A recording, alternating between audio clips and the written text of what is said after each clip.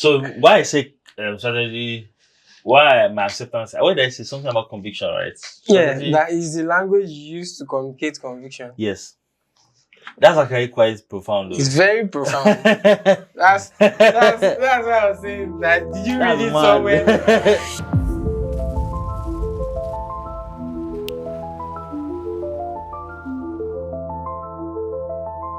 What's good strategy in one sentence? Okay. According to this book, Yeah, then according to you. okay, a good strategy has three kernels. First of all, it's it has an identified challenge or opportunity. It's not just a goal or an idea. People approach strategy with funny ideas, but this one, there's a challenge you're trying to solve. Mhm. There's a guiding policy. That's okay. This is how we go about solving this challenge, and then there is the plan of action. So tactic. So it's actually pretty simple, according to this book. What about you? For you? Good strategy. Me, I'm a brand strategist, right? So contextualizing this idea is down to coherence. Good strategy is coherence. Oh, we talked about coherence too. Like you have to the the more accurate your understanding of the world that's in context that you have, the better your strategy, essentially. Mm. Until last year, I banned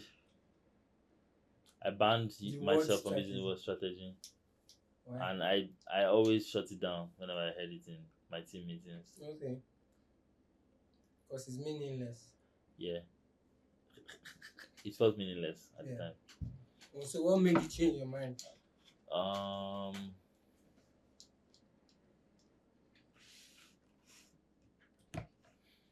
what made me change my mind was telling myself that strategy is about conviction.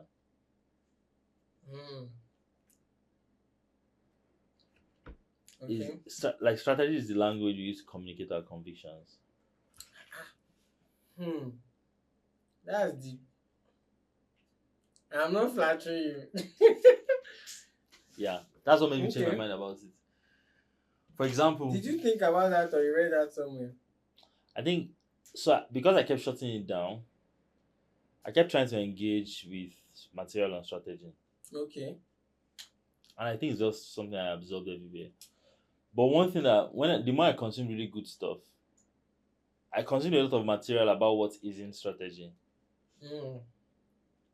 and so it kind of like started to box me to what is strategy, Oh, okay. right? So like I mean the kernel stuff, quite practical, but even more than anything, I like to separate planning from strategy. Oh yeah. For strategy, yeah, Strategy is in yeah. planning. So, um, because it's also this thing where when we talk about strategy, most of the time we tend to be talking in hindsight. Like the times when we're talking about strategy, like our strategy was is in hindsight, Yeah. and like It's true. yeah, the same way like when people talk about like for example now when I think about the future, I don't think about career. Okay. That's not what I think. I think about like capacity Yes. because like There is endless possibility when you yeah, have capacity yeah, compared to when you're trying to. yeah. It's also the fact that a career feels like something that makes sense in Predetermined. hindsight. Okay. Yeah. Do you understand? So strategy a lot of the time also makes more sense in hindsight. Mm. Because and the reason why I said As people describe it. yes, no, like whenever people retrospective Yeah. and talking about strategy, the reason why I banned strategy was that in language it always felt like a lot of time spent planning instead of doing. Like I believe in testing the world with our hands. Action. Yeah. Do you understand? I can tell. Um, and the reason is because my natural predisposition is to overthink and try to write beautiful notes Ah, instead of doing. So okay. every time I catch myself, Doing that, I just switch you into just action. switch. And so my method currently is I have a robust plan, but that plan I've not finished writing the concept note. But at least you have some clarity Yeah. that enough to take action. A thing that makes me know I've completed a concept note is that I know the exact first step. So if I don't have a first step, it's like complete concept note. So why I say strategy, why my acceptance? Why did I say something about conviction, right? Strategy, Yeah, that is the language you use to communicate conviction. yes, that's actually quite profound. Though. It's very profound. That's why I was saying that. Did you read it somewhere? When I said he was mad, he looked at me as if I was flattering him. So, no, it's because like the thing about strategy is that like there has to be the chance that it will fail. yes. Now, so I'm writing a book on brand strategy at the moment, and I think writing a book is one of the most beautiful things. It's difficult. It's very difficult. I've been on it for almost 2 years, but it has helped me to learn what I think I knew about strategy.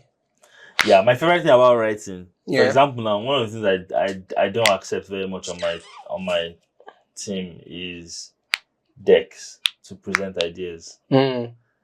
See decks. Is it hiding? Yes. But see when you have to write prose, narrative, all the gaps in your thinking will just be appearing like this. Yeah. So that's the coherent part. Yeah. Like, because a simple statement might look simple, but like you have no idea how much filtering. So yeah, what I was trying to reference is the fact that like in that book, one of the ideas I pointed out is that strategy is a theory.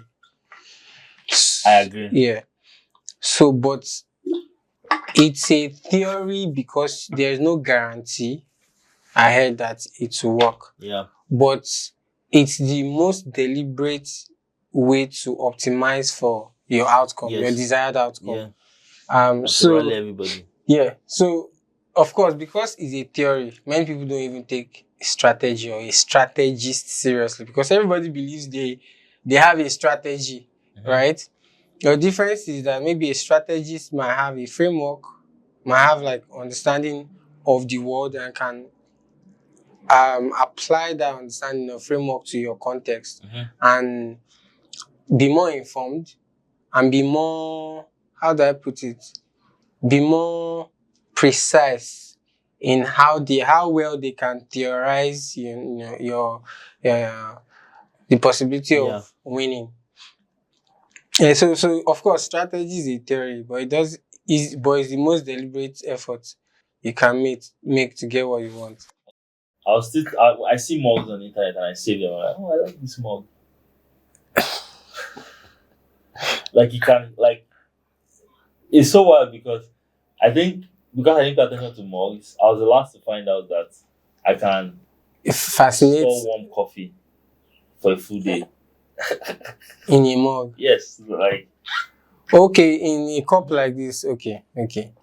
As in those mugs that are also thermal. Like the Stanley cup. So the one that is called, so it's no longer fancy, it's also function. Yeah. What do I have that is just pure fancy? I have because it is fancy. I don't know.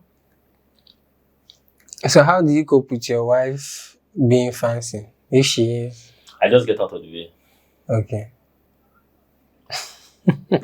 I think that's one thing you learn when you marry. You learn to get out of the way a lot. Because this person is our own. For example, my favorite story of this is that in the first year we got married, we're sitting and we're watching TV. I think we're watching Blacklist. And like this is the TV, there's a wall, there's a gap between like an opening that leads to the rest of the house. Okay. And there was a wall, an empty wall. And she was like, I think a shelf would be nice there. And I'm like, okay, for what? I said, it does be nice. I'm like, yeah, but for what?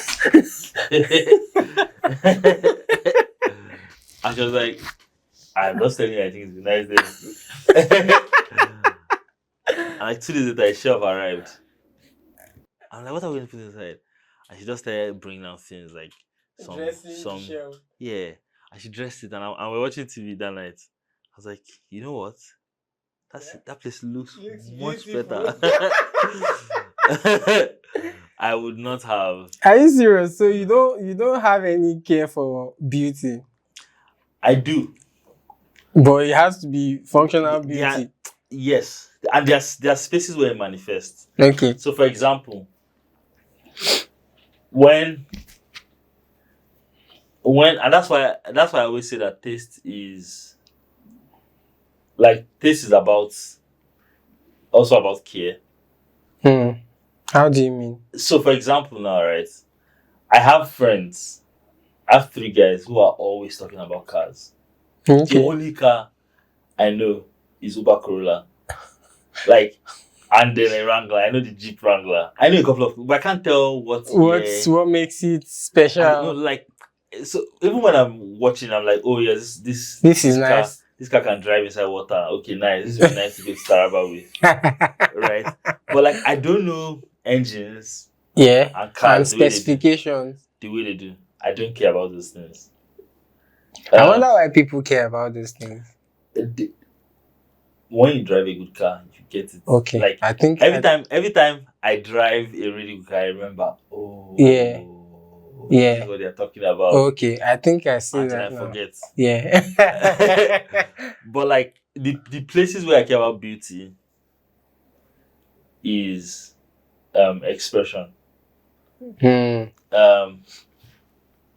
Is expression So expression in terms of verbal, per art. Making stuff. but art is very visual and Yes. beauty can be very beauty oriented. Yes. So for example, let me use writing for example. Okay. Like it's not enough.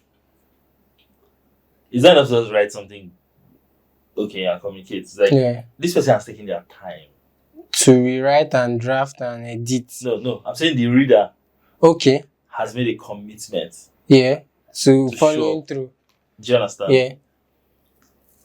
Might as well make it worth their time. But the more intrinsic thing is that the things I really, really want to get better at, like beauty is the requirement that beauty is the aspect that requires that you go further. Yeah. And whenever you go further in crafts, that's how you get better. Yeah. You push things further than is Exactly. expected. Exactly. That's how you grow. Mm. So I find that like now that I think about it, all my interest in beauty Yeah. tend to lean in that. And I like Is that also a function of taste? I mean, because how do you know when something is beautiful enough? Yeah, I think it's a function of taste, but I also think taste is how we, in a sense, encode. I guess I think it's a mix of two things: instinct and experience. Okay, or exposure. Exposure, experience. Because like, so for example, now, whenever I always like feel the need to always emphasize that, like, there's some aspects that you are born with naturally. Okay. There are some things people are born with. Yeah. It's just an unfair advantage. Like Messi's height will always be an unfair advantage in how he plays football. Okay. Right? Even though it was a detriment when he was a child at some point. Yeah. Like Michael Phelps, like anatomy is an advantage. He has a massive torso, right? Oh, that okay. affects. Yes. Like, do you understand? But like it does feel like the things we like in people we say have taste, the bulk of it was nurtured. Right? So for example now, a person who is really good at math might be good at math because of practice, or might be good at math because they were born with a natural disposition to math. Yeah. And I just think that maybe what the natural disposition does is that you're riding a bicycle and you are at a better gear that makes your pedals go faster. Yeah. Do you understand? But like, if anyone tries to ride, I believe that anyone can have above average taste as long as you expose them properly. Yeah. My experience with it is is when I was at Eden. Okay. I like food. Everybody knows I like food, right? But that's not why I joined Eden. So we do this thing called taste test, Okay. and so Fury invited me to the taste test, and it taste test is basically like it's just you just find a buffet, and you have And then you give your comment. yeah. First of all, seeing one of my favorite types of dilemmas in this life is just having many food options. Then you know when people say, "God, I'm confused," I'm like, great. And so like me, I was just diving in, man. And so when I was eating, and then she was like, "So how is it?" I was like, "Ah, yeah, it's good, it's good." She's like, "No, like how is it actually?" Then you I'm now, like, "Yeah, it makes sense." then you now took your time. Even when I took my time, nothing came out. You were just Then enjoying I yourself. swear. Then I brought out this spreadsheet. Taste, texture, acidity, They broke everything down. everything, the entire profile Yes, of food. of food. Oh, I see. And so every week or every 2 weeks, I'd show up and answer the question around taste, All of those. texture, spice level, all those things. Mm. Um, um, and so what now happened was when I go to eat out, that instinct is not turned off, and I start to say, The texture of this is. and that's like You that's are how now my taste went up. elevated. Do you understand? Elevated taste now. Yeah. So for example, now, I right? see. Like in most places I work, right, we always have a form of L&D, Okay. right? There's an interesting thing that is happening where, like I have a bunch of associates like on the team, right? Okay. And we watch a documentary. The first time I watch a documentary, it's like okay, I generally engage with knowledge with 3 questions. It's what do I find interesting Okay. or surprising? What do I find interesting in a good way? Okay. What am I conflicted about? Right? What's something that stands out that I'm conflicted about? Whether it's a character, whether it's a person, whether it's a story, whether it's a quality. And what's something I can immediately apply, no matter how small. Okay. So it's my own commitment to trying to implement. Because like I said, internalize. Yes. One of my big insecurities is that I'm not a talk and do. Okay. And so what that means is every time You can. I want to find something that I can say, yes, I did small. Right? But that's so self-aware. Okay. So the first episode, Yeah. the first time we watched something together, they're like, "Oh yeah, I didn't really like it. Why?" "Yeah, he's just one guy." Why? So they didn't know. Right? It's like, you know what, this is what you do. You look out for sound, you look out for picture, look out for and then it's the third session, and I started hearing stuff like, "Oh, every scene, there's a way the sound changes every few." I'm like, now you're catching it. do you understand? Yeah. So like you find that when people know what to look out for, yeah, like their taste, they become more intelligent about. Yes. And I also think that like taste in a sense is attached to our expression. Like you can't have taste for something you don't care about. And so that's why I think we should think of taste almost the way we think of style. Like style is a thing that works for someone. Yeah. Right?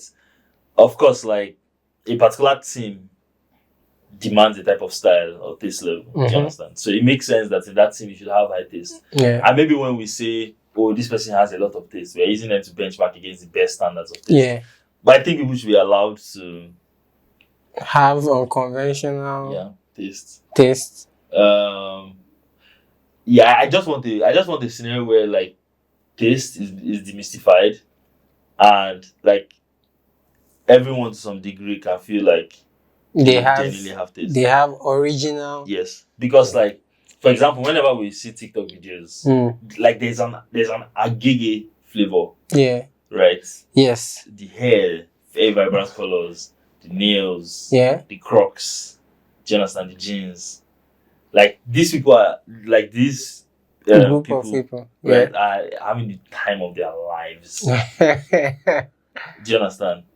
Um, yeah, I think that's what I think about So what do you think is your own like unfair advantage? unfair advantage. Mm-hmm. My friends currently. Currently, but I mean like natural. My natural unfair advantage. Yes. As you say, everybody comes with some form of like. I think mine is spirit. Now that I've never thought about this before, actually. So I'm going to be winging it. So Okay. my mom always used to say that when I was born, that like as I stretched, I just spread out my palms and was just allowing everybody to carry me even as a child. Once a person comes close to me and does like this, I just do like this. So I think that's my advantage. I'm just open to Experiences and people. Nice. I think it's an unfair advantage. I know you can. I know there's always like I know there are aspects of it that I've nurtured. For example, Okay. I had to nurture like being assertive. Okay. Very very avoidant, very very non-confrontational. Yeah. I think it's also largely Because you care about people's. Yeah, but I also aspects. know like ruinous empathy. It's also because like so having to learn how to like confront people like in healthy manners. The moment when I used to become confrontational when I was much younger was when like I couldn't take it anymore. Yeah. I think about confrontation when you cannot take it. It's aggressive. It's obnoxious, it's aggressive. Yeah. And everybody thinks you're overdoing. Is misinterpreted. Yes. But objectively you're actually overdoing. Because you didn't do it at the right time. Exactly. At the right proportion. And like so my current currency for emotional regulation is anger. Every time I get angry, I'm disappointed in myself. Yeah. And I actually communicate my disappointment to myself. And it helps you to make new. Yeah. That's interesting. Like I'm very, very there's this hadith, right? Hadith is like stuff that the prophet said when he was alive. Okay. And like someone asked him, like, oh yeah, like, someone was asking for advice. And I was like, don't be angry. Just do not be angry. Like I really think that like as a species we unlock a level of like control when we can regulate anger. Yeah. Like you're actually more dangerous. When your anger is under control. Yes. You're actually more dangerous. Yes. Like I like it's like don't make your anger cheap. Because if you're in the catch fire every time, like okay. So but like what is the thing that would almost pushes you to the point of like outburst the most? Like what's that one thing that people do or you experience and you almost cannot contain that expression? I hate arrogance so much. It sounds very, very like cliche, right? Okay. But like I think that there's a base level of dignity. Right? That you can give everyone. Okay. Right? You have to like them. But like that base level of dignity. Acknowledge that they are human and they deserve. Do you understand? Yeah. It's like, like where is this person coming from? Right? But like I think one of the things that really, really like sets me off, and I think it's because of the train of thoughts that we're currently on, is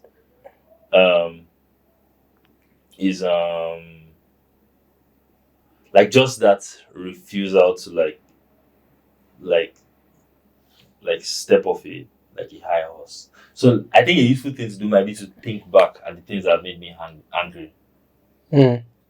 So the last thing that made me really angry was two people on my team,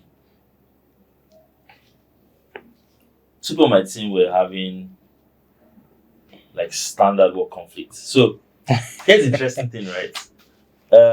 One of my favorite things about this is a segue, but I'll come back. One of my favorite things about working at Eden was we spent so much time. We spent so much time admitting all the things we did not know how to do and quickly trying to learn how to do them. So one of my favorite things about like working at Eden was like we tried to be very very honest. Of course, we always miss stuff, but we tried to be as honest as possible about the things we didn't know how to do. Okay. And we always figured out how to learn how to do them. So we used to take courses together. Like we literally take a course and discuss it every Thursday. Interesting. So for example, like it's not like, oh yeah, here's the course for you to go and do it. Everybody.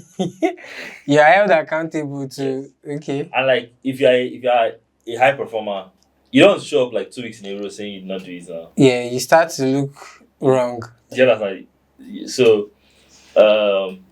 And so one of the courses we learned was one of the courses we took in Q1 2022 was about teams, just team management, performance management, all of that. And I think one of the reasons why we also took that approach is that I think we all somehow were in agreement that, or at least maybe I was, that when people know things or when people do things, they do things based on what they level of their knowledge, right? Yes. So if none of us went to school to go and learn how to operate companies, might as well find out the people who have done it and learn from them, right? Anyway, so we took this course on team management, and there were these two concepts that really, really stood out for me.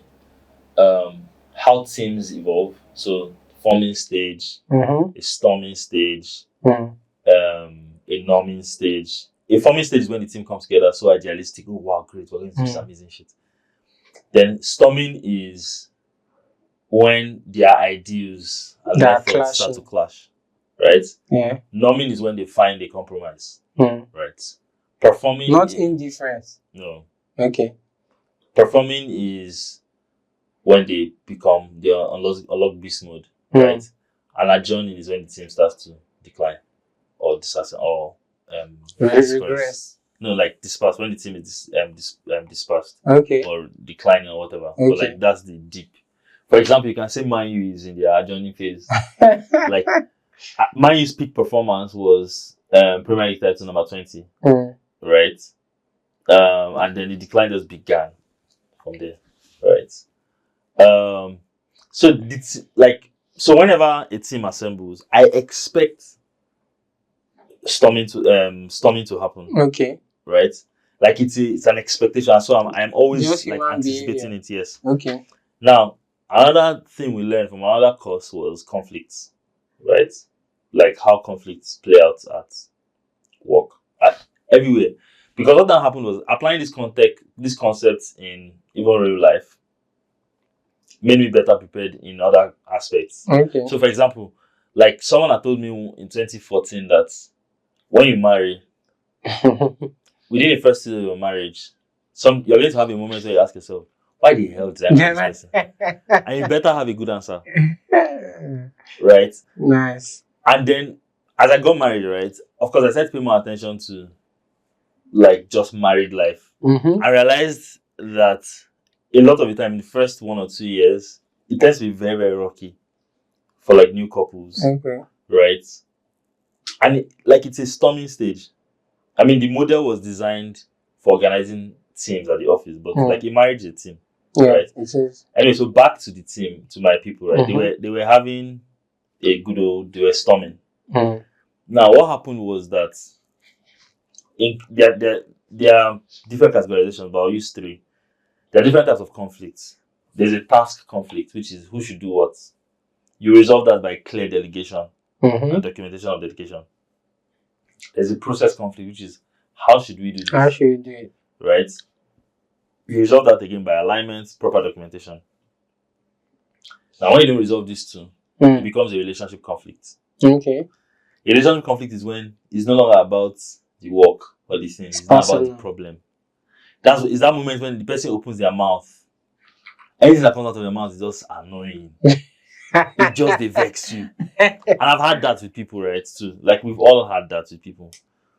And so we were having a relationship conflict. And I was trying to get them on the same page. Okay. And one of them was being stubborn. And I just lost my shit. I just lost. I was screaming so much that when I finished, my neck was hurting. I was so disappointed And in what myself. was the expression on the person's face? They had never seen me like that before. Okay, so But that was very frustrating. Before that, what made me very, very angry? 2019. 2019. Actually, before then, what made me angry was NSAS. I was so angry.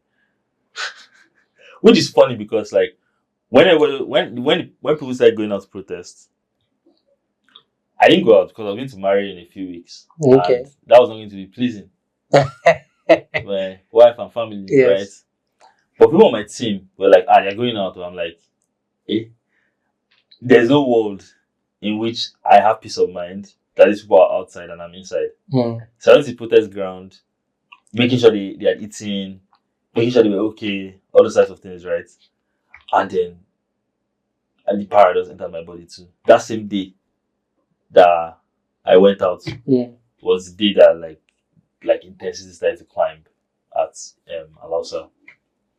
So I remember like once I just see a person it just vexes me. It just like it adjusts the spark, right? But I think that was a collective anger, right? Yeah. In many ways you can think of it as there's a threshold effect that's Collective activated. Yes. Right? There's this theory called threshold effect. Where like there's a threshold. I think the sociologists that came up with it. There's a threshold that a person gets to that an upstanding citizen can like pick up sticks. Like and it's like knowing what the activation energy is. Yeah. So that was it for me, the collective anger. Last time I was angry was Guinea-Bissau. So I'm trying to again figure out things that make me angry. Last time I was really, really angry. I felt it in my bones. Was Guinea-Bissau. We're traveling. Jollof Road when I was at Coco. So we had been on the road for 2 days. Like 2 full days. 2 full days. Yes. We actually slept. We were taking stops. So we drove from Conakry. Using Google Maps. Okay. Were you the one driving? No. Okay. It's funny because I wanted to drive and Thomas was like, "You must be ridiculous. I think you're going to drive." I was like JGM captain. Captain Taiwo that drove. Go on to the JGM bus. Okay. Like, he gave us the bus for 80 days. So we spent a full day on the road. When we got to the village, there's a small town we got to. They did not have and we couldn't find any hotels. We got there so late. Okay. So let's crash in the bus. Right, that's the first time we crashed in the bus. The next day, we drove full day to the border. We drove for a few hours to the border, then ferried our bus across a river. Okay. Into Guinea-Bissau. From Guinea to Guinea-Bissau. Then drove all the way to the capital. So we got to the capital tired, irritable. Yeah. And then as we got to this hotel, 7 p.m., this guy was resuming to shift and he was drunk. And I was like, okay. And then I just heard, I was outside, we were carrying bags. Wow. So me, Kadi, were carrying bags. While Toke and Tosin were negotiating, trying to find arrangements. And then Tosin just flipped inside. And so I went to the wanted to go and de-escalate. So that's my natural position. I went inside. The guy just looked at me and said, "Talk to your women." And I just lost my shit. I don't know where I found the button, but I lost my shit. And I kept saying, I want to beat you. And I want you to go and tell your friends that Nigerian came here and beat you. I was so angry. That we had to move to another hotel like nearby. Never. And I told Kayode, I remember telling Kayode, you know if we beat this guy, you know they send us back to Nigeria, right? Immediately. Say yes. I said, but I'm down. So what now happened? He now came with boys. Oh, really? Now Kayode just started charging downstairs. Let's go and fight. The refused to allow us to leave the hotel. So we're trapped inside. Oh, okay. And those ones couldn't get out. I used the anger, because it was Sunday, I used that anger to write the Naira Life for the next Monday. The anger kept me awake. I was so angry. So it does feel like, yeah, I'm very. Is there a pattern in this? Yeah, so I first of all, like, maybe what he was saying was dismissive. Okay. Someone says that they have okay, I'm not going to confirm. I can neither confirm or deny. But someone claims that they have a video of me stoning someone bottle during enters, right? And I remember what that moment must have been. Someone was just yarning dust. And I just lost my shit. So it does feel like I like it really drives me nuts when people literally say, like I guess belittle. Okay. Yeah. Undermine other people. Yeah, it really, really drives me nuts. So they say that anger sometimes is a reflection of purpose. It is. I mean, would you agree with that? That sometimes the things that actually drive. Oh yeah, of course. I think it's tied to our even values. Okay. Because, for example, now, right, the single most important thing I get frustrated about at work, generally, and I think everyone has their own work frustrations, is just quality of effort. Right? So if anything at work will push me to like almost losing my shit, it is like someone is constantly not making the best effort. Yeah, do you understand? I'm like, yeah. Like, if I have an intern, that I know that this is the intern's limits, it is delightful. I'm happy. Because your expectation is. Do you understand? Yeah. My expectation is calibrated to the level of their effort. Yes. And their capacity. Yeah, do you understand? Mm-hmm. But when I see someone who can do better, it drives and just doing the bare minimum. It's like, and it's fine. There are places where you can just do your own and move on. Yeah, right? Tolerance culture. Do you understand? There are places where you can do that. Mm-hmm. It's just not in my own place. Yeah, and I think that one of the things I always reinforce to my team is that you need this thing has to feel selfish. How do you mean? Like, the thing about, so like if a person goes to war, right, mm-hmm. and fights the war that they even lost, but they almost always come back better fighters. Like, whether or not you win or lose, yes, right? And that's if because they make it back alive. Yes, and that's because the skills you pick up, they will always be yours. Be with you, yeah. And so it's like, if you are not putting energy, right, the one who is losing. It's one of two things. Okay. You're in the wrong place. Mm-hmm. I can save you the trouble. Or and I you can find the right place. I can fire you so I can look for the right place. Yeah. And it's also why I'm generally very, very invested in finding what people care about at work and pushing them towards what they naturally care about. I think one of my favorite examples is Turkey. So I like this Turkey as an example a lot because they're two interesting people that I was involved in hiring in 2018 when I first joined Zikoko. Okay. Um, it was Coty, right, and it was Stocky. Um, so what Coty like did for us was like she embodied a lot of the like Zikoko spirit, Mm. right? But what Toke did was she's like, you know what, this is what a consistent like performer looks like. So Cutty is like the creative's creative in the sense that she has the emotions of the creative. Like Yeah. she just published recently, but before that she hadn't published for 5 months. Mm. And it's like yes, what she published, it banged immediately. Yeah. But Toke is like go kada, just they deliver pa pa pa pa pa pa. Yeah. It's easier to build systems System around. around that. Yeah.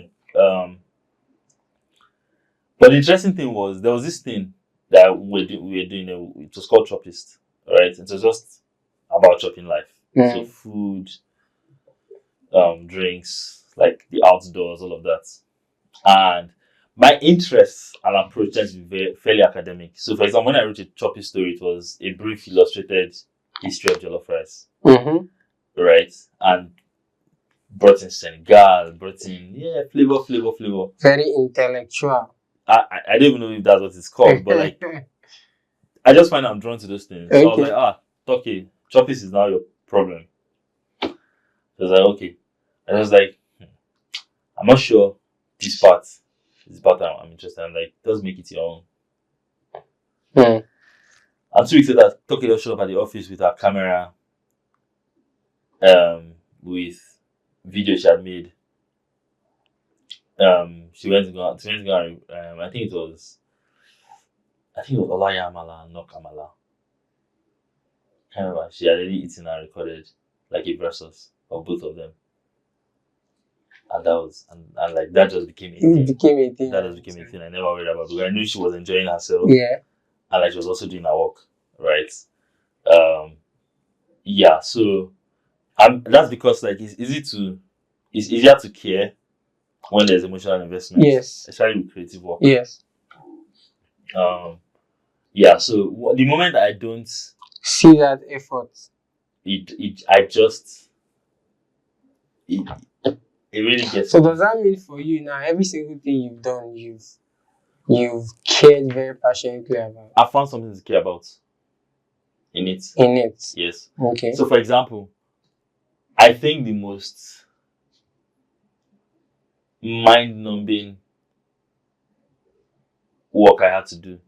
So I liked the people, I liked the company, but the day-to-day of it was I had these mind-numbing moments. It was when I worked at Pulse, right? First Okay. time I was at Pulse. We used to write 20 articles a day. There's an amount of passion. I don't write 20 articles a day. My There is brain no- is already paying me on your behalf. So imagine a scenario where And there's no ChatGPT.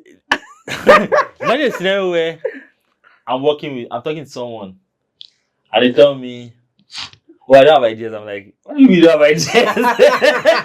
What do you mean you don't have ideas? 20 a day. What do you mean you don't have ideas? Like, so for example now, right? And so one of the things that I fixated on was I'll carve out like a small time to just write stuff I enjoy. Okay. Do you get? Yeah. And I did that like almost consistently. I also realized then that I really, really liked analytics. So I spent a lot of time looking at analytics. Okay. Just watching how things were behaving, performing. Making sense of things. Do you understand? And so that was a place I found to enjoy in the distance. Okay. Whenever someone said, oh, they needed an idea, they needed the ideas for something, I'm like, oh yeah, pick me. Do you understand? Because you have built the muscle. Yeah, like so, and like while I was there, like I just started looking for the outlets Okay. that would have made me, do you understand? Yeah. Like, Enjoy feel it. better about Okay. it. And I think I think I figured it out to some degree there. I mean, I had to leave at some point because I was like, nah, I need to go and try. But by the time I had left, I already had a good grasp of what it meant to run a like Media media engine. Yeah. Like just how the engine works. I couldn't Okay. run a team. No, definitely could not run a team. Um, and one of my favorite examples of what happens when you put in like hours is actually Joey. So think about this, right? Joey had to write first of all, he has to write 20 articles a day. Two. Then later his own got reduced to 5, right? But like what it meant was that every single day for at least 4 years, like he had to enter music and think about music and write about a new song that dropped and write a review. There was a running joke. It was called Joey Arkham people. Because so Joey's from Akwa Ibom. I know Akwa Ibom people, they have this interesting thing where their accent sounds like American accent Yeah. sometimes. Yeah. So it's Joey Arkham people. And what he said there was everybody needs once you walked into the office at 2 a.m., right? And you just said pa pa pa pa pa pa. Someone's keyboard. He always slaps his keyboard like it's quarrel. Mm. You just know that's Joey writing review. And like a lot of the things he was writing then, like even if you ask him if he knows it was mediocre, right? By like when you think about his taste now. But like all the knowledge and context that he has developed. that's why he can come on Twitter and it looks like he has opinions about everything. Sometimes they're stressful, quite frankly. But like there's a high chance he knows what he's talking about. And whenever I see people like that, so we had a lot of those types of people at Pulse. That was also a thing where like there's AOT who the famous photo that we know of Dagrin in the like obituary, like AOT was part of the people that like got that picture out. Like you had like Osags, like who he was breaking stage until Jazzy was so pissed at him. Like just like people who have like pushed themselves and pushing themselves and are relentless. And you know once you're there, like just doing the minimum. No, you cannot. You won't survive there. Yeah. You actually cannot. Interesting. Yeah. So well, like there are many things many tangents we've gone on. Story of my life. I don't think you even started the story of your life. I don't think we'll end. No. That's not the story of my life. How many years did you spend in prison? I did not go to prison. I did not go to what? I did not go to prison. I just hung out there. Well, I know that. Yeah. I just hung out there a lot. I really think that it's such a I don't think we need to go into that in detail, but I really think that one of the ways that like going to prison as a child a lot manifests for me as an adult is really, really hard for me to cancel people. How? Like when you send a person to prison, it's society's efforts at canceling. To canceling them. Like right? you don't deserve to be among us. My mom's job was proving to society that these people deserved to be reintegrated. That was her job. Right? And so as a child, whenever she's sorting out paperwork for like amnesty, people that deserve amnesty, like I used to sort it out with her. And she said, "What do you think about this?" And I think a thing again is that there were aspects like financially where I was quite infantilized, right? Okay. But like intellectually, my mom did not infantilize me. So she always engaged with me openly. Yeah, I think it made sense. I think she probably did that because of her own sociology training. Okay. But like she would like I'd literally be looking at an inmate's like profile. Application, like their profile, and there's a paragraph that says like why they deserve to be where amnesty. Okay. Why they deserve amnesty. Okay. And then there's a paragraph there. And so like constantly reading these arguments, like, oh, this is why this person who was charged for armed robbery deserves to live now. Or this person, like, a lot of the time, what always happens is one of the indicators then was inside prison, you can take WAEC, right? You can take WAEC. Part of Obasanjo's use cases for even National Open University. Okay. Also, that people in prison could find the way have education. it's always an indicator that these people want to reintegrate into society, that there is some optimism about the future. Okay. And so, like, in a sense, it also says efforts. Right? These people are really putting effort for a life outside of this place. Exactly. So, yeah. It's also I guess there's an idea. I guess it's also like how I am thinking about, should I say, my personal myth, if that makes sense. It's like in this show Westworld, the head of the storytelling clinic, they created this super pack that is like, imagine almost human like robots. Okay. And it's the mechanics are solid, yes. Yeah. But like, how do the actual soul, like, what do you do in replacement for the soul? And he said that they have this concept of the cornerstone, where every character in the park has a cornerstone, and it is that cornerstone, the sum of their motivations, desires, history, experiences, that shapes their choices, because they does make all kinds of choices in the show, right? Yeah. So I think it's also a big part of like just how I. So would you consider that one of the major influences in your life? Yeah, of course. Because I mean, like, I spent a lot of holidays there, so it does make sense that it's one of the major. And most of the time, I was always the only kid. So you're with adults having very adult conversations. Yeah, I spent a lot of. So I was also the very young child, surrounded by a lot of very like people in their late. So when I was in primary school, like, people already in their late teens around me, like adults. So I was listening to adults' conversations, things I should not have been listening to. Right. Yeah. So, and it's also this thing where children always want to feel like they're older than what they really are. But of course, occasionally. Well, like, how did you manage that when you got back amongst your peers? No, I did not go to prison.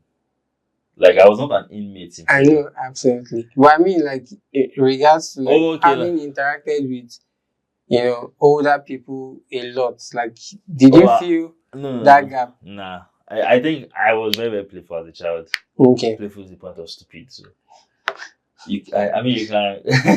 I feel like I played so much as a child. Like, all my toes are bad. All my toenails are bad. As a guy, you should know what that means. Like, you got a lot of injuries. A lot of injuries. Yeah. Just playing. I played God. That's interesting. Like, I like one rough play. Hey, like one regular anthem or statement from my childhood was "Majo koja robo." Majo koja robo. What? That was my mom. Once she just hears "bim," maybe I don't hit my head for ground. Majo koja robo. She didn't mind you hurting yourself. Yeah, so she grew up around a lot of boys. Okay. So she grew up around two boys that were like 1 year apart. And if there's anything about boys, like boy kids, right? Boy kids will always find a way to test the limits of what is allowed and permissible. And so, because these two boys were my cousins, they are much older. Yeah. They're in their late 40s now. So you grew up with them? No, like, I mean, they were always around our house. I'm saying my mom grew up with them. My mom raised them. Okay. Technically. And is this thing where one of them wants to draw, the other one wants to play. And one of them is like, let's play. The other one's like, no, please, I'm playing. And the one that wants to play just tears the art. And they just start fighting. So she just sits down. She has an understanding for boys being boys. Yes. And yeah, I know people will always say like nurture, right? Yeah. But like consistently. Yeah. When you organize boys, there's a way they turn out to. Oh my God. Yes. Like when. From fighting to fighting trying for food. fighting for it, like just dragging. But you didn't grow up with other boys, did you? Oh, I did. I mean, my only sibling is my brother. It's Oh. 10 years between us, so it's What? quite frankly Your more father. like a father figure. But like our house was always full. But I think my real upbringing with boys was I went to a boys only boarding military school where we were always fighting for something. Would you have? I wonder if you learned any form of discipline I don't know if in discipline an is a word. environment like that, I don't know if it's discipline or is a word. toughness. But I did learn toughness because, like, I was the God. So my friends used to throw me before I entered secondary school. She's like, I remember there was one person that's coming once when I got 3 days coughing. Said I was too fragile, and I actually was quite fragile. I want to do something. I'm like, almost when I entered Is it GS command? 1 Navy. When I Okay. entered GS 1, I remember that first week. There's an onboarding induction that happened like 3 days after I resumed, to the Thursday, September 20. I remember that evening. It was like the senior, the prefect. He gathered all like GS2 to SS1s or 2s, and he was gymming all of them. He didn't touch GS1 boys, we were just watching. They plank boys like this. Oh, just imagine kids. Like we're kids, right? We're holding each other. We're crying and holding each other. Just by watching. I swear. That what have my parents done to me? Almost. Hey. And there's this thing about military schools where, I mean, I entered just in 2001, right? And that means that, like, the military was just. They just recovered. So like, it was still military very, schools were very, very, very military. Like, and it's funny because like the SS3 would say you would not say anything, which is true, to be honest, because they saw way more shady, right? It was so brutal. It was actually just. It's like we have someone now like Laju was a Chester, and 2 seniors will literally gather and we just break him. Just to like just to break him, and they were just planking him, right? And that was how. And culture is anything a system rewards or punishes, right? Yeah. In that setting, like, it was, quite frankly, it was rewarded, right? Because, for example, now, if you're a senior that is very assertive, that is very strong, that juniors are scared of, you have a very high chance of being labor prefect. Do you understand?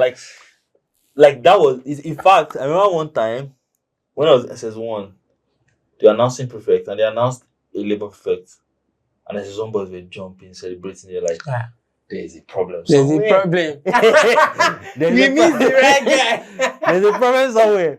Do you understand? Like, there's just an expected level of like brutality. I also think it did not help that we're only boys. Yeah. There's a level. I know in girls' schools, like, mad things go on, but there is a level that it gets to in boys' school. Oh my God. And so especially military boys school. And when we're in SS2, there's one EXO. EXO is like a vice principal, but like the military version. He came and was like, stop bullying. And we're like, bullying? What does that mean? Like, that was the first time in the context of school that I encountered the word bully. And we're all so shocked and confused. Because we're looking at officers, right, do it to their fellow officers. Do you understand? So it was just an image of what you're saying. Do you understand? In my school then, a civilian staff will step out of line and gets like summarily decked. Like, and so when they now come and say, oh, bullying, I'm like, what do you mean? That's foreign. It was such a foreign concept, right? And again, down to the idea of what a culture is, what a system rewards or punishes. Yeah. Right? I remember when we were in SS1, one of my classmates, is weird. I remember these things.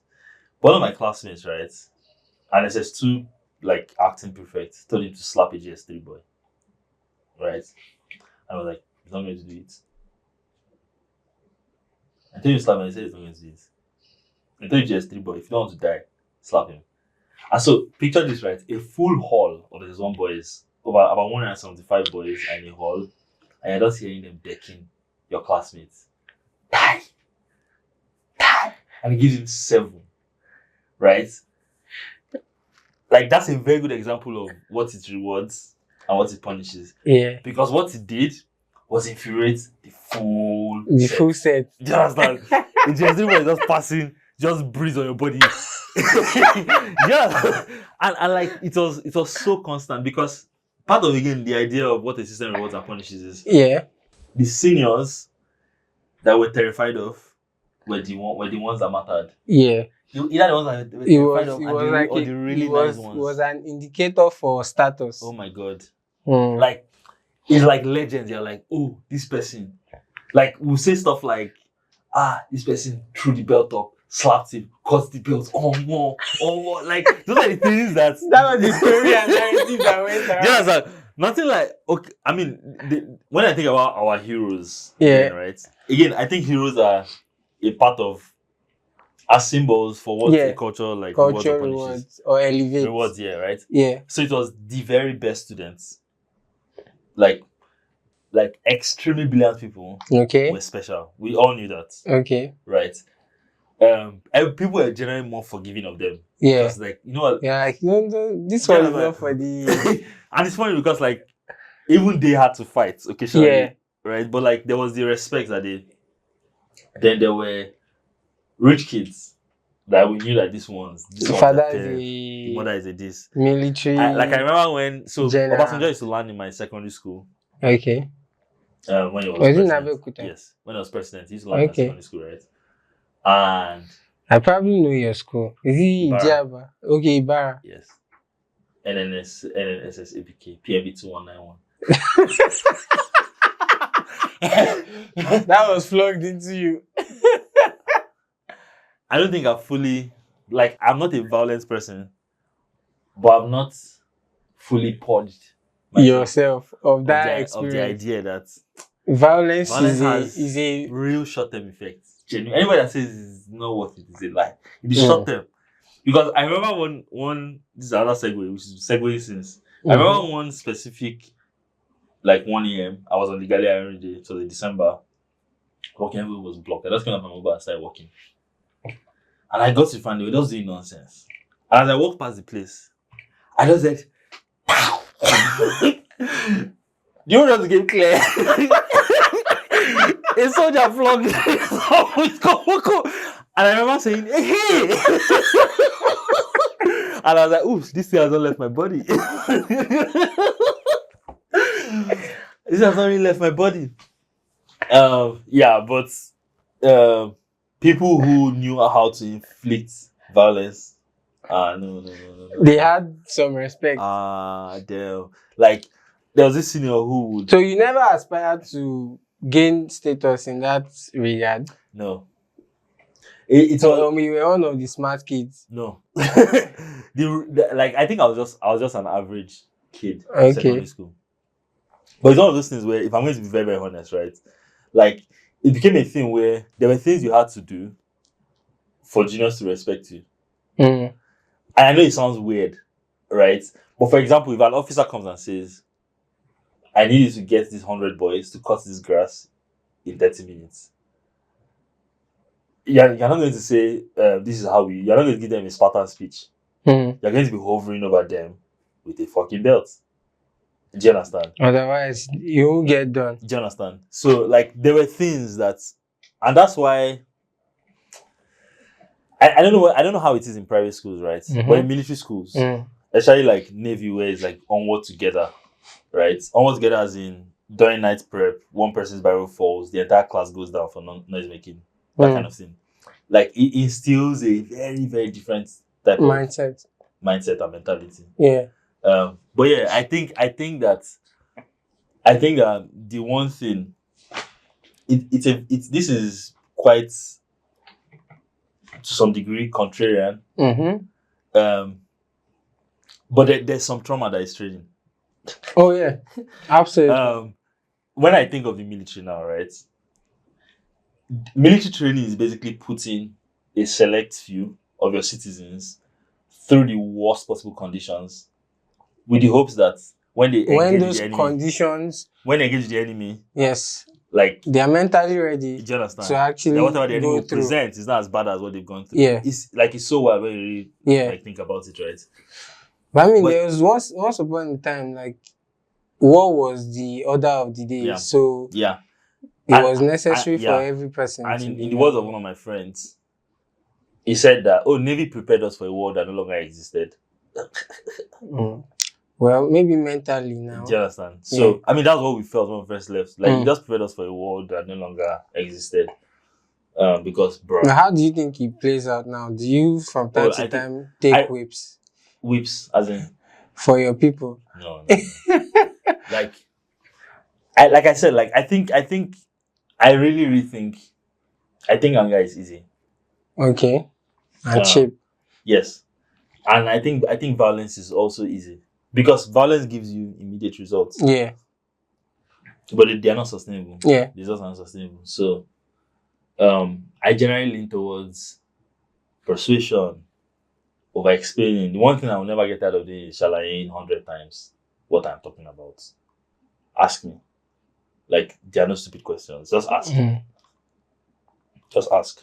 So does that mean, what if you happen to have a partner, let's say business partner now, who is a lot more less expressive? You're going to learn. Like, so here's also my opinion, right? Yeah. Like, we're adults. If something needs to be learned and spoken about, you're going to learn it. Yeah. Like, me learning assertiveness was, someone on my team was supposed to show up for something. And instead of me to confront the person and say, oh, you have to show up, I was like, you know what, I'll wait till the day. Then the person doesn't show up, I'll make it an issue. And my manager at the time was like, that's ridiculous. And when he That's finished, inefficient. when he finished, like, giving me, like, serving me hot verbal decking in front of the team, now matched me outside, held my neck, matched me outside, and said, dude, I've talked to you as a mind, and I'm going to talk to you as, pretend I'm your older brother, right? If you're going to do anything meaningful, you have to learn assertiveness. I remember throughout that weekend, I was assertive. When I came back, I now became extreme. But I come back. The better place to start. Come back, family. And then, of course, now trying to find the balance, middle ground, balance and everything. But, like, yeah, like, it's also it's learning how to just look people in the eye, and say something, and mark boundaries. Do you understand? Clearly. So, nice. So yeah, what inspires you? What inspires me? Yeah, like what brings to do what? Inspires me to do what? I don't know. What brings out, like, what fuels you with energy? Maybe something you see or you do or people you interact with. Oh, is my curiosity. My biggest source of inspiration is idleness and curiosity. Like, every time, it could be about just anything. Yeah, like, I really think of, there's this old story. It's one of those kind of like parable-ish proverbial stories where a kid, they told some kid to go and fetch water in a basket from the river, and the kid did like 4 or 5 laps. The water does a pour, it para. And I said, yeah, finished. Say, why didn't you allow me just carry this bucket? He said, well, there's no bucket. Yeah, but, like, why did you have to stress this? And I said, look at the basket. And he looked at the basket, and it looked like he left the black basket, but the constant scooping had, like, cleaned out the basket. Or, quite frankly, get a bucket next time, right? But like the truth is that sometimes just feeding your curiosity for the sake of it, even when it feels useless, it just nourishes you and it opens you up to Yeah. all kinds of experiences. And one day, someone can say, "Oh, you have good instincts." Meanwhile, it's just your brain retrieving some random A thing you lot have of consumed a long time yeah ago. So I'm a heavy consumer, of every and anything. every and anything. Like I read scientific papers, I read economic papers, I read essays. My YouTube is all kinds of stuff. Yesterday I watched Cotty's interview with Thames. I watched that same yesterday. I watched an interview between Ilya of OpenAI, between his teacher and one guy. That's Ilya's teacher, who comes from a family of mathematicians. Hmm. Like their family has contributed more to mathematics in the last like maybe 150 years than they are probably the top 0.1% of mathematics families. There are mathematics Yeah, families. like you know how, for example, now, like, and we have versions of like that in Nigeria. They are the artistic Yeah. families. So like Fela's family, the Kutis. Yeah. Yeah. So I just consume so much. So much of every and anything. Yes, Do you like animals? I like cats. Is that a new thing? Because it's trendy and cool now too. My grandfather had Okay. these cats, and I remember every year I just chase those cats down. I just run endlessly chasing them. Is this out of hatred or play? Love, I just want to play with them. Wait for me. I just chase those cats down every time. And my grandfather was always open to giving me a kitten every Okay. time. My mom was But like, your mom will never not let in you. my house. Then I married someone who is like, not in my house. Oh, good. So I just see cats and play And with you them. admire them from a And distance. if I see a cat, I will always play with them. Oh, that's cool. Just cats, not dogs.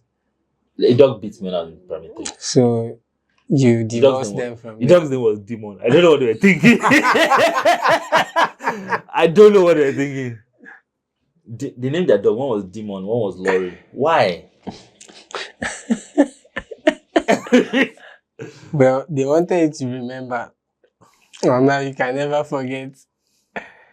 Anyways, well, so speaking of contrarian idea, like what contrarian idea do you have about the world? Like it could be more than one, but like you hold it very dearly, but most people would not agree with you.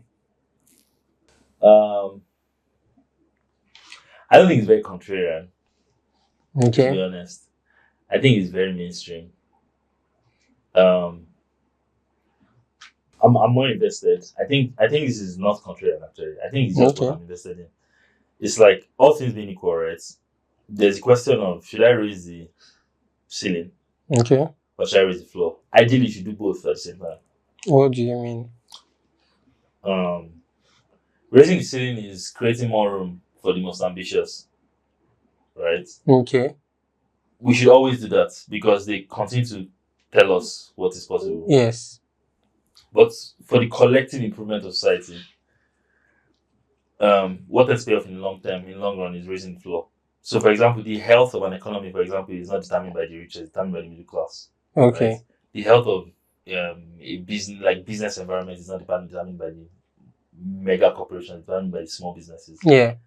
So, I find that myself more invested in optimizing for the masses. like for small businesses to become a little better. Better. That's not contrarian. I don't have any contrarian. Like I said, bandwagon guy. Let me think. I think if I had a contrarian idea, I'd have figured it out by now. Maybe I have one, But you're it's not in my thinking head, in that direction yet. but I haven't verbalized it, and have Yeah. people say that makes no sense. Yeah. Um, So how about I mean, you've had I guess your the thing is a yeah. contrarian framework is I honestly don't engage with people as this person is bad, this person is no. Yeah, open and His motive. I'm like I feel like when you dial in on a person's motive, it just answers everything. It's like having a conversation, right? And there was a person who was a major advocate for democracy in the 90s, and the person was like one of the like attack forces of like Tinubu's campaign. People are like, wow, it's so sad to see how it changed. No, it did not change. Like, it's the same Nadeko class. yeah. So his motive Power. his motive was his tribe. His loyalty was to his tribe. And the tribe here is not like ethnic group, but like his group, clan. his group. Yeah. You understand? And so even when like it switched sides, he stayed constant. Do you understand? And I think that's a more useful way to understand this thing. And predict people's behavior. Yeah. That always person's bad. But how long does it take to read someone's motive or to discern it? To be honest, like you learn so much from people by just listening to them. You learn so much from people by just listening to them. Like there's this filmmaker, Werner Herzog. He went to interview a priest who prays before people are executed, and kept interviewing him, and priest was giving him like, "How are you?" Fine answers, right? But like, he was not satisfied, and I think the priest just mentioned in passing about some rabbits that he just likes to watch, right? And then when I just double down, abandon the interview about prison and started asking him about the animals. This guy went so deep that he just busted the tail at some point. Do you understand? Talking about the rabbits. Yeah. Because he cared deeply, and like the more like when I dog, the more he found out like how it is such a big part of how he's able to. So, for example, when I was asking him, so how do you cope with having to deal with? He's like, well, it's the job. It's a lie. It's actually those like that's spoiling him. That is helping him cope, keeping him. Do you understand? Wow. And so it's like if you just like engage with curiosity, yeah, like what are you going to learn? And it's why, for example, I don't say I try not to say occasionally it sleeps, but I try not to say, well, that thing is bad. I don't know, it doesn't work for me. It doesn't work for me. It's not aligned with me. Yeah. Right. Interesting. Because like all of us, right? And Twitter is an interesting place because Twitter is in an always storming stage, right? Okay. Twitter is always storming. Yeah. And so if you look at how Instagram is organized, is optimized for beauty. First of all, for highlights. For highlights, for bright lights, shiny moments. Yes. Right. Even though Reels was part of where Reels was designed was to lower that barrier so that more people can access it. People who are anxious to always like. Facebook is designed around connections. Like, who do you know? Right. And we have a behavior. But Twitter is designed around ideas. Yeah. Fundamentally. You see an idea you like in a tweet, whether it's fun, whether it's random, whether it's a radical idea, and you retweet it. Yeah. And it finds more people with those ideas. Yeah. Right? But it also finds people who are opposed to the idea. And so it's in a constant state of storming. So you find that on Twitter, we are fighting a lot about what we're fighting about is not what is right or wrong. What we're fighting about is just a clash ideology of value systems and ideologies. And the thing about fighting about ideologies is that it is mostly futile. Yeah. Because their framework for seeing the world is completely different from yours. I remember when I was in GS3. So it's this interesting thing where kids, we enter phases. So boarding school, very multicultural. Government schools are always very multicultural. Okay. And so look at us post 9/11, right? So there's a sense of like religious awareness, right? And in JS3 we argue so much about religion, this, that. We just be arguing. What the hell do you know at that age? We're just arguing nonsense. And I think I learned in that period that every time as a Muslim you present an argument with like Muslim canon, nobody sends because like that's not a framework that Kind of matters. their framework. Do you understand? But when you say, oh yes, here's this Bible verse that says X, Y, Z, they're like it's always you catch them in a corner. Yeah. And so like you just learn that like there's You no have point. to enter their world. Do you understand? There's no almost. point. Where you think your idea is. No, it will never like So how about like being able to, I mean, the point of like marketplace of ideas is also that the best, sometimes you can have better ideas or best ideas if everybody has the opportunity to share. You can be able to filter eventually to see that, okay, this is more coherent or consistent. Personally, I think it's important Okay. that Twitter continues to be storming.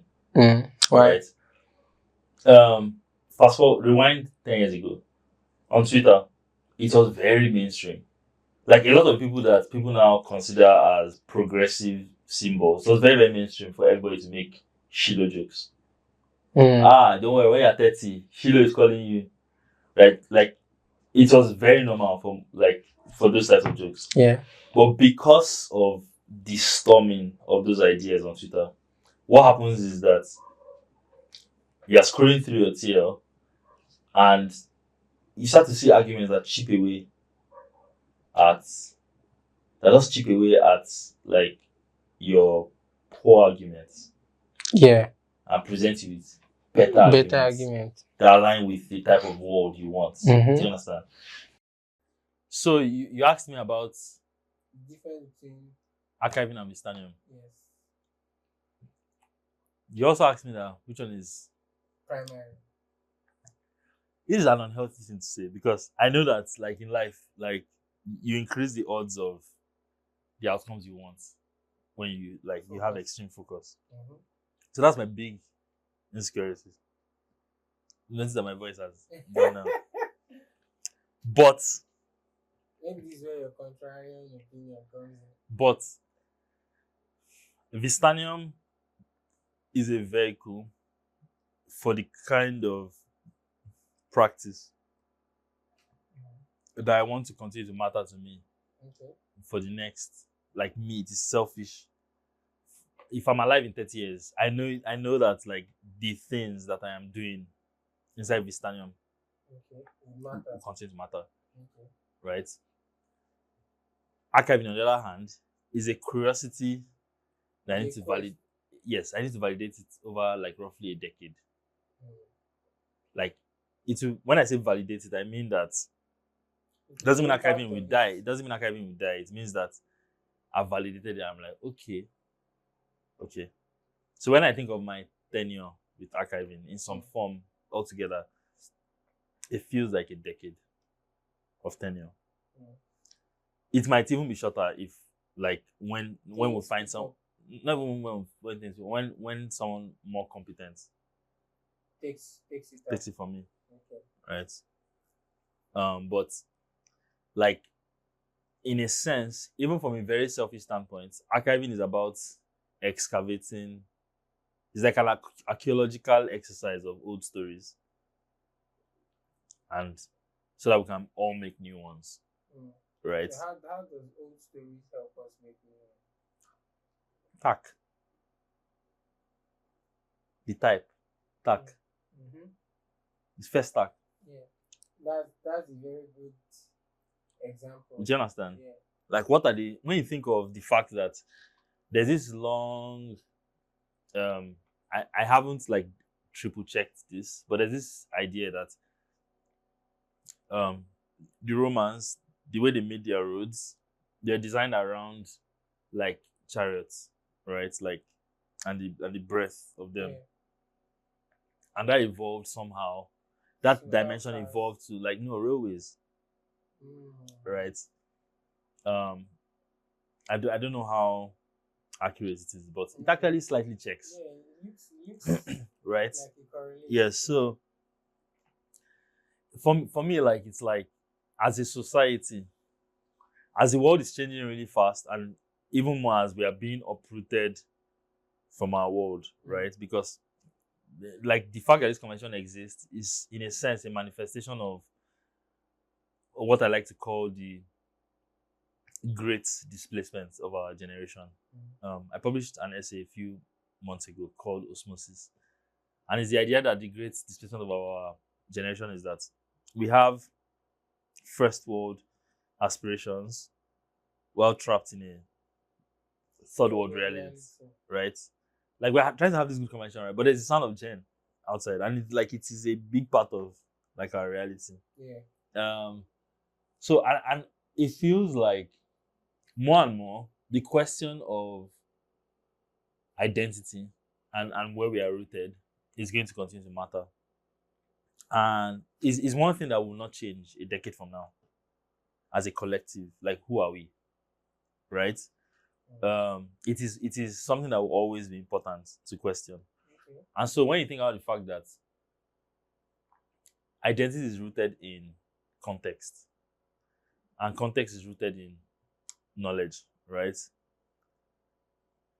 And like if we and if we do not have that context and knowledge base, We've lost something. yeah. So this fact that there is need for that identity, because I'm connecting that identity to conviction, right? Do you see any correlation with that? And I think that fundamentally, right, like me deciding that you know what, it's going to become my full-time focus to push archiving, while of course looking for money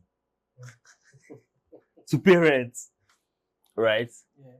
Like it's a conviction. Yeah, it is. It is It is a premium delulu, yes. right? And to validate that conviction, the way like we're validating is that, oh yes, what we're doing is that we are digging out old newspapers, figuring out how to make it accessible to people, and even our thinking about access continues to evolve. Yeah. In someone on the team, her name is Chika, she's a researcher. She said, and this as she said it, that Chika speaks. We've been scanning and scanning. We need to start thinking about sense making. So it's like now we are going from and the way our language is evolving is that, and she helped with this interestingly. We think of our work as building like critical knowledge infrastructure about like African history, so that we can all do like good sense making work, right? For example, it's like someone wants to make a film, and it might sound trivial, why film? But like a lot of what we know about American history, for example, we learn in film, right? Someone wants to make a film and they want to do the world building of the film so that it's believable, it's real. How are they going to do it? What's the substance? What's the material they're going to use, right?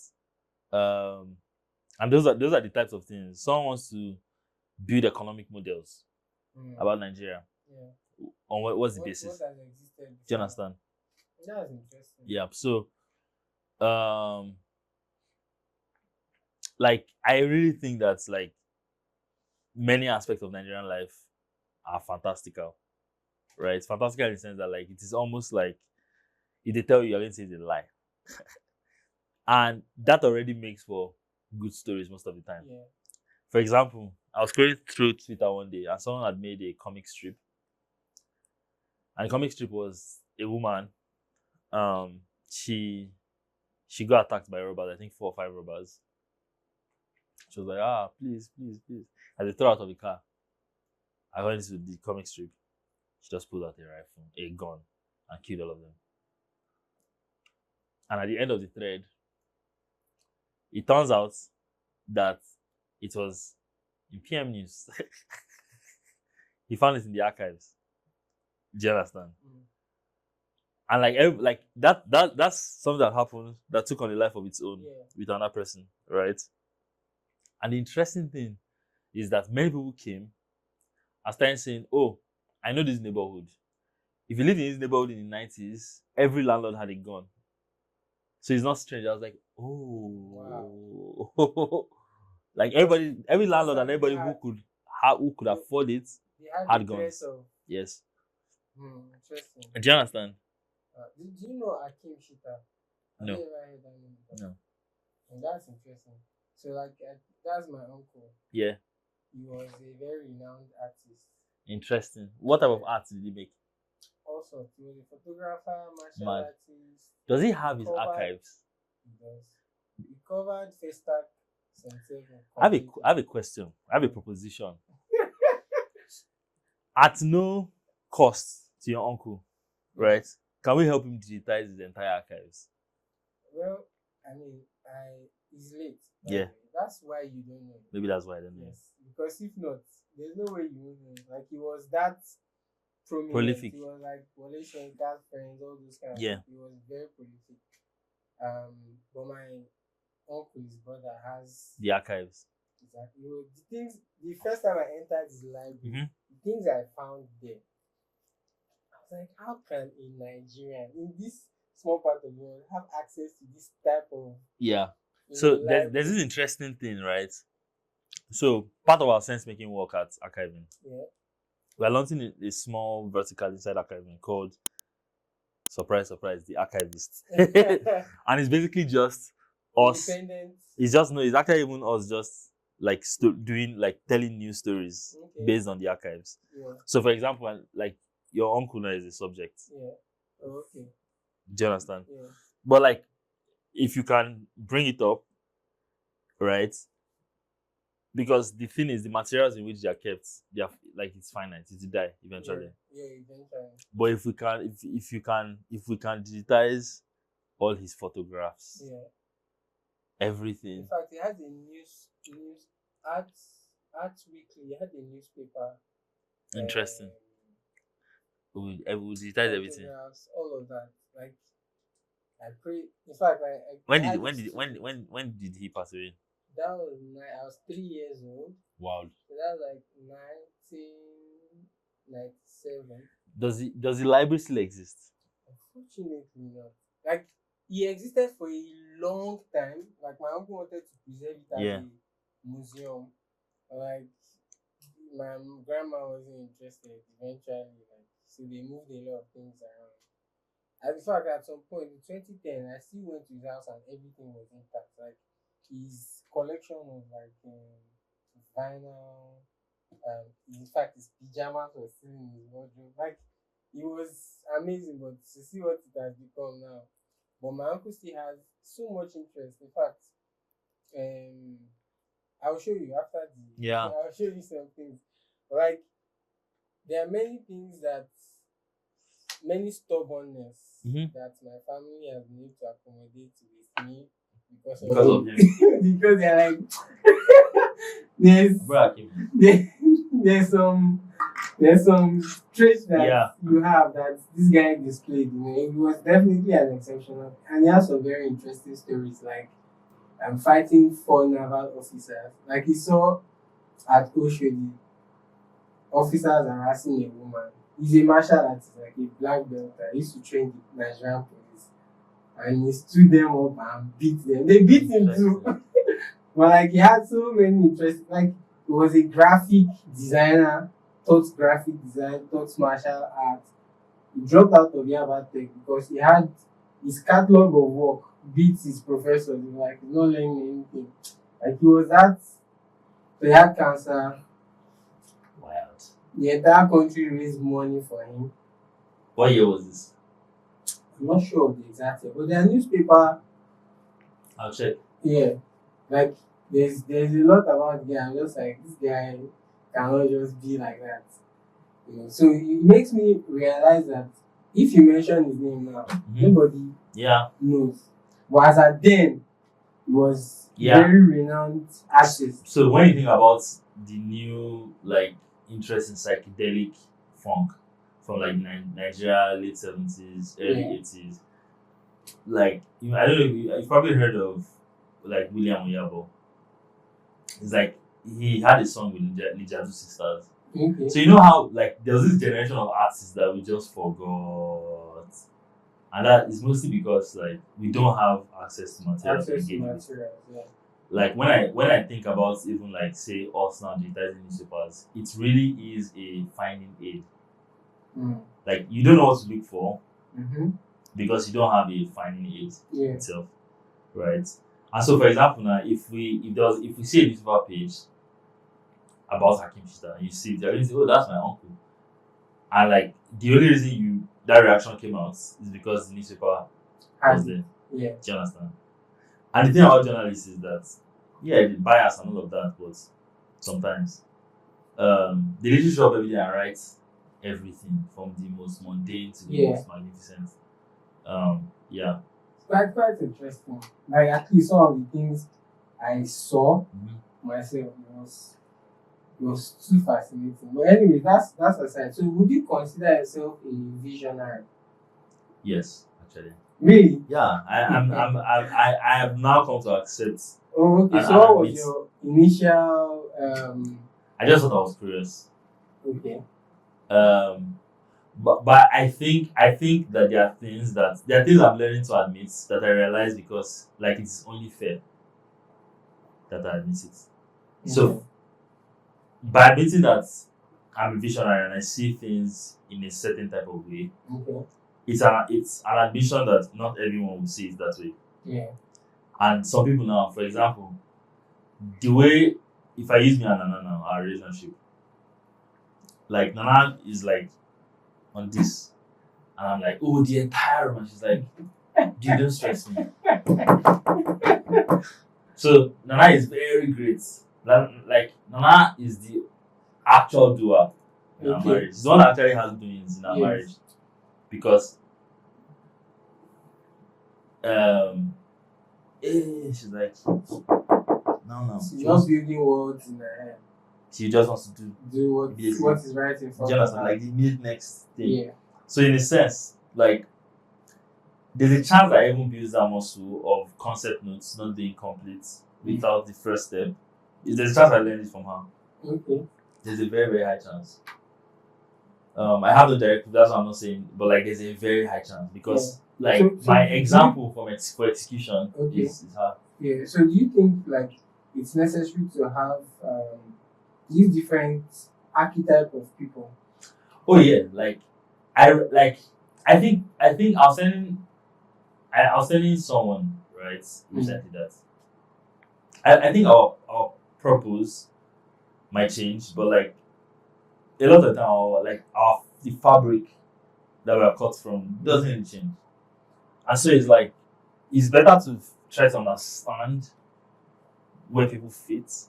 Like when you're engaging from distance, engage with the idea of archetypes, right? Okay. But when you're engaging with the person, engage with like who they are, as people, Personality. with their personality instead of like some random archetypes that Yeah. someone made 600 years ago. That's this morning when I was trying to like check out a few other podcasts to be on. I'm like, this guy an adventurer. Oh yeah, I think I am. I thought you were going to absolutely refute that you're a visionary. Oh, I agree now. If you asked me 1 year ago, I probably would have refused. But and it's funny because But now I have active thought about the future, yes, which you are trying to work towards. yeah. Before I used to be like, oh yeah, 1 year, 18 months. That's how I used to plan my life. So exactly interesting because there were too many times I heard you say for now. Like you seem like your curiosity was basically what dictated what you did part time. Yes, but what has changed now is to. I think you mentioned that. Well, you mentioned that it feels like I'm led by curiosity, but I think what changed was 2022 was a very good, very very interesting year for me. First of all, I had a lot of time to think. I'd taken time off from like active 9 to 5 intensity. I was off for 6, so I had time to think. And I had some interesting conversations with people. I remember talking to this person, like Abu Sterling Bank MD. Okay. And there's this interesting thing where every time he's talking about Nigeria, he doesn't talk in the context of like next year, 6 months. It's like in 20 years, Nigeria would have figured out. I'm like, dude, dude, I see you shaking your head. What do you mean 20 years? Right? That's interesting. And I was like, then the second person was Shola Pistak. Like before Sporting Lagos played their first match, the question I was asking himself was, what do we need to do for this club to last for 75 years? Wait, happen. Like, like what? Like 75 years. You know, like I think I have a decent imagination. Okay. But I have So no you think vision of what I look is like far out. with white hair. Mm. And so I always struggled with the idea of trying to like paint A future. like a very distant future. Future, yeah. I didn't know. I still don't know exactly what I want. Like in total. Yeah. Like in that 75 years of my life, or Yeah. 30 years or 20 years. But I met someone in October of 2022 who first of all who gave me the first tools to think in the context of a decade. His name was Kaman. We're doing it for a company. So is this alignments, strategic alignments exercise? I mean, you're a brand guy, so you've done it before. And it's like, oh yes, the Everest objective. What does that look like? I'm trying to define all of those things. Start from purpose, use the craft mission. What does the world look like when you succeed with your mission, right? What's a measurable way? Then you know that yes, it has happened. How do you know when it has happened? And so while I was doing that for the company with him, remember those 3 questions I always ask: what do I find interesting? Yes. What do I conflicted about? What can I immediately apply? So I started to apply it in my own context. And it started to unlock small long-term thinking for me. So that means your adventurous side was because you had not unlocked this long-term thinking. I think I am still quite adventurous. I just think in some way, I think early years of marriage makes you less adventurous. You did not hear it from me. Okay. I see. This is deep fake. But it just makes you less adventurous because, and it's not like, it's like, if you have a relationship, right? I mean, you still here have fun, but do you really want to have fun when they tell you have fun? Is that what you really want to do? So I think it has made me less adventurous in time being. I think I've also taken on more risk. So, for example, remember I said earlier that like idleness, when I just become idle, like my brain just floods with new. For example, I took a few days break from coming back from Jollof Road. I was also at my friend's house in like December 2019. And while I was waiting for him to come back, I remember I was there for 42 minutes. I know you gotta check the time. I wanted to see how fast I could go. I wrote the concept notes for archiving. Do you understand? I had a few days, like I had a free day, like 2 weeks ago, and something was flooding my brain again. But I just thought, ooh, payroll. I just documented it and kept it in one place. Yeah. Moved on. So you think responsibilities make you less adventurous? Yes. The stakes are higher. Like something I used to say then before was, oh, if I die, nobody will miss me. Nobody will miss me. Now you're scared to die because I'm like, you know what? I don't want this person to be miserable. Even though, because I've like grief really is the ghetto, right? So like, let me just try my best to live. Wow. So you have been forced to become a visionary because of responsibilities and influence of people around you. It's also I also think it is growth in the sense that even my so-called adventurous phase, the interests were still the same. Okay. So for example, in 2017, I convinced my boss to allow me to travel around Nigeria, right? What was I looking for? Stories, the gist. Yeah. We did West Africa. Mm-hmm. We're digging up old newspapers. In fact, what validated it for me was when we entered Nigeria and we were at Sokoto.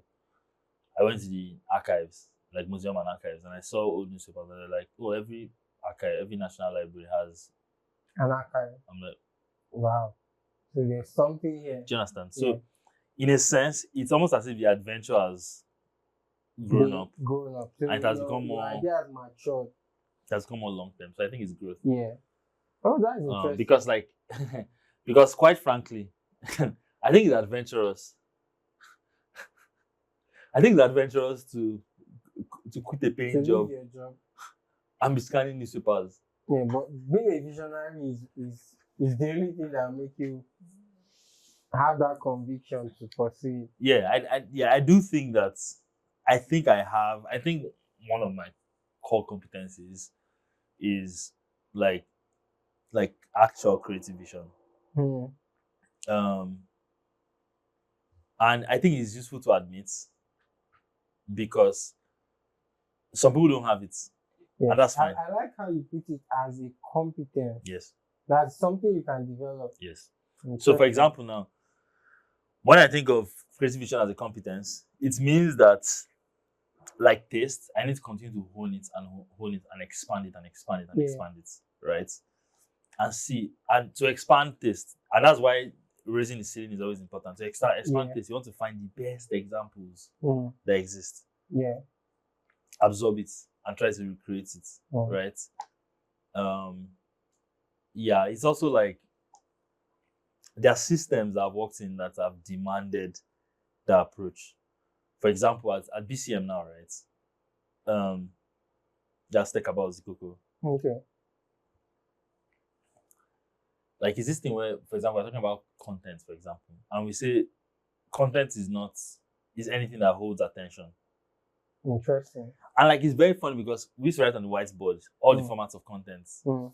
We write events. Between, As content, yes, live content. yes, like it's not even just live content that is holding people's attention. You're Yeah. capturing Yeah. the events and delivering it as video. Yeah. So okay. like, but the physical experience itself is Itself content. is We used to think about it as content. content. We still think about it as I said we. They still think about it as content, right? Yeah. And it's funny because between when we were saying that,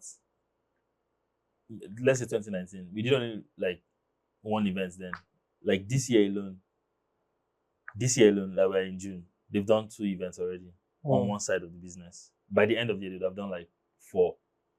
At least. Do you understand? Yeah. And now events have become a viable Viable content offering. channel. Do you understand? Yeah. We thought of content as games, as quizzes, anything that holds people's attention People's attention. and helps them. That's a more first principle Yes. way of looking at it. Yes. So naturally, what it means is that when someone has a content idea, they're not saying what to like write. They're saying what's the story and what are the best formats What is the best format to apply the to story. apply the story? And the moment you have, say, 5 formats, you know you cannot do everything at once. Yeah. So you have to organize them. Yeah. When you have to organize them, you need a roadmap. Yeah. If you have a roadmap, you automatically have to think long term. Yeah. Do you understand? So I think even those experiences have forced a Force you level to of realize that okay, Yes. this is a more sustainable way of yes. doing or creating value. Okay, that makes sense. Does that mean that being a visionary is an inevitable part Yes. for anybody trying to do anything meaningful? I think conviction is more important. Okay. I think conviction is more important than vision because so I like using religious references a lot, Okay. right? Like if you look at the biblical story of like Paul, right? Mm. Paul Saul. You have any vision, No. right? And Yes, the blind incident, Yeah. and then it gave him conviction. Very and then strong do conviction. you understand? And I always say that like Paul did not change. Like Saul He did not was the change. same person. He was the same bloody Just person. different conviction. They drop hot takes on this side. The ginger people switched over or still dropping hot takes, Yes. right? Um, and like, but conviction is that there's this framework in there's this thing called 4DX, 4 disciplines of execution. Okay. Someone gave me that book. Someone recommended that book to me in Mm. 2020, and I've read it almost every year since then. Interesting. 4DX is basically that there are 4 disciplines of execution. Okay. The first one is focus on the wildly important goals. Okay. That is, and I like to use weight loss as an example. Yeah.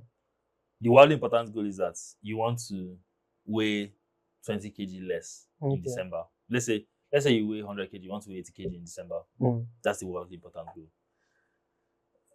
Anything happening in your life, listen at well wins. If your wildly important goal is to weigh 20 kg in December, 80 kg in December, Yeah. that's the goal. Then it now says focus on lead measures, not lag measures. Like design around the lead measures. Yeah. Now, a lag measure is any metric or results. No, that when you by the time you get the metric, yeah, you can't do anything about it.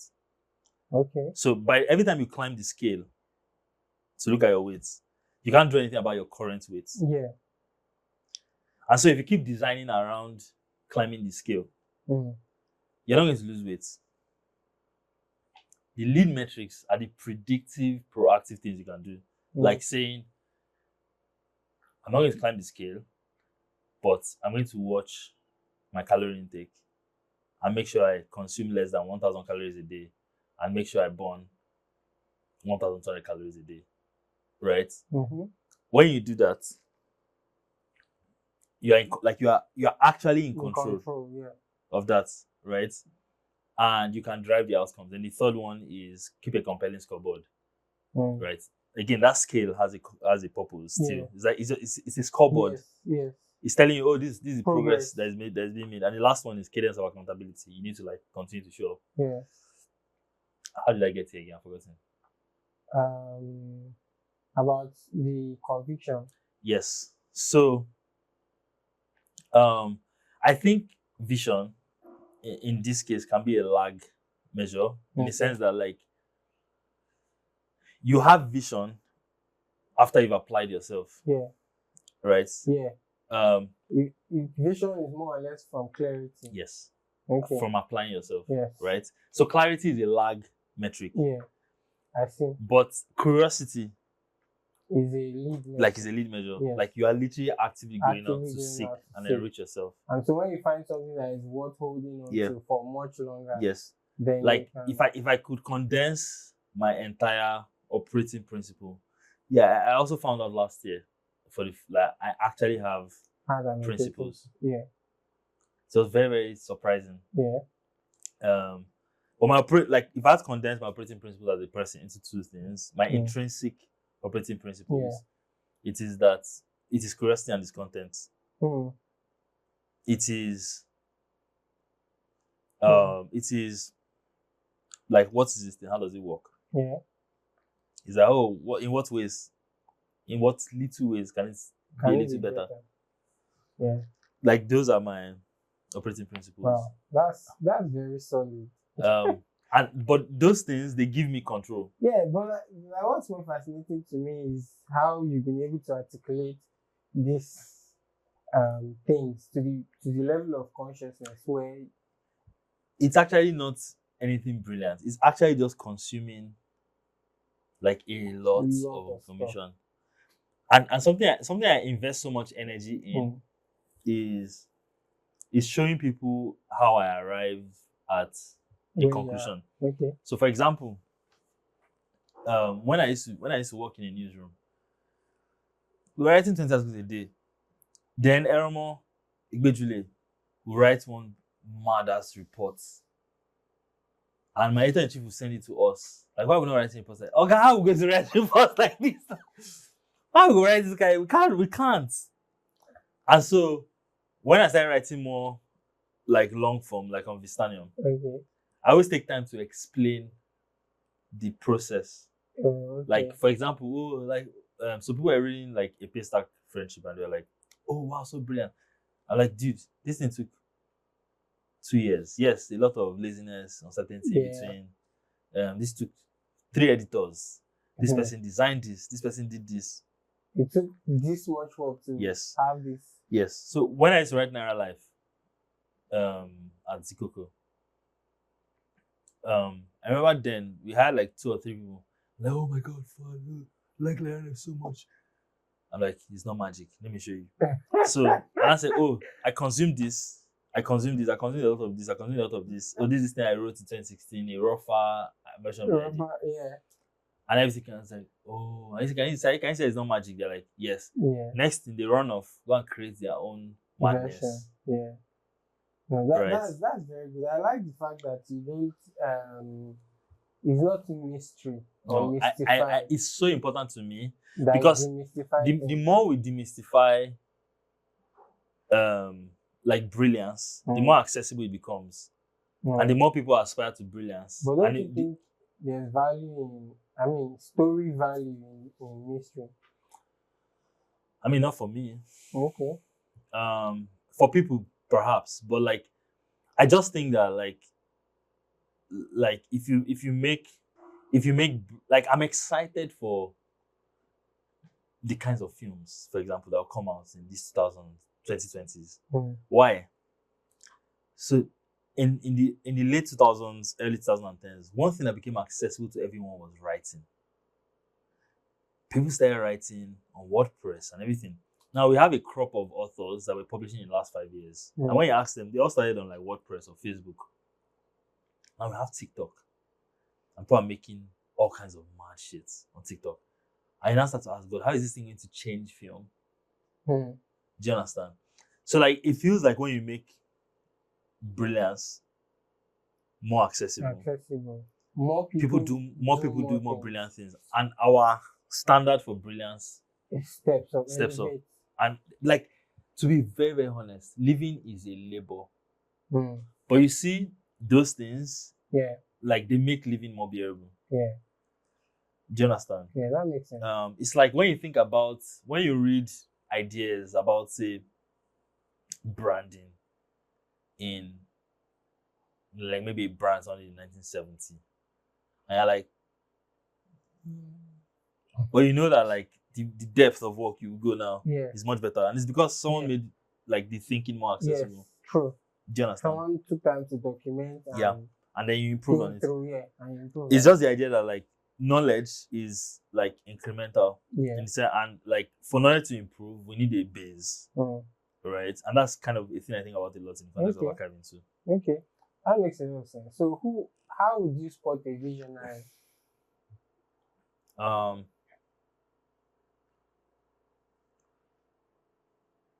would you spot them? Yeah. Or how would you define a visionary? I think a visionary, even more than clarity sometimes, is someone who has conviction. Okay. Like there's a version of the future that they have conviction about. Yeah. That's where visionary is for me. Mm. Right? Because and it's why I'm sentimental to people who make things. Okay. In fact, like I call it like I call it maker complex. Mm. Where it's like this compulsive need to make things or make things happen. Mm. Like it makes no sense. Like it actually, a lot of the time it makes like no sense, right? Like a course that you have to bear.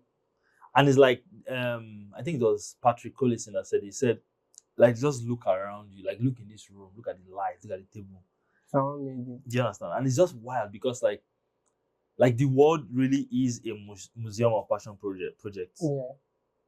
And so it was one of the Collison brothers that said it, not me. Yeah. Very important. And so like for me, like vision is actually also like doing, like just trying to bring a thing into the world. It's just there's a version of the future you have conviction about that is far out of reach. Do you understand? And you're just, it doesn't want to be like I said, I said like vision, like someone that helped me unlock 10 years. Yeah. Remember that Shalana is only 75 years. So like in a sense, vision is like taste. Yeah. Right? And we hone it and expand it and expand it and expand it. Yeah. Right? So even if a person has conviction about a version of themselves in 6 months, like It's still I fuck something. with it, man. Like Yeah. it's just like you have some conviction, you're Yeah. moving towards that Yeah. future. I'm down. No, I really love your definition. So who currently embodies what it is to be a visionary? That I know. Yeah. Or Like that either know or like um personally or it's really otherwise. wild to people. Okay. It stresses people a lot. Mm. But Elon Musk. Okay. Elon Musk is not the best engineer, Yeah. right? He's very brilliant. Yeah. But he's not the best engineer at Tesla. He's not the best engineer at SpaceX. Yeah. But I read the Tesla master plan.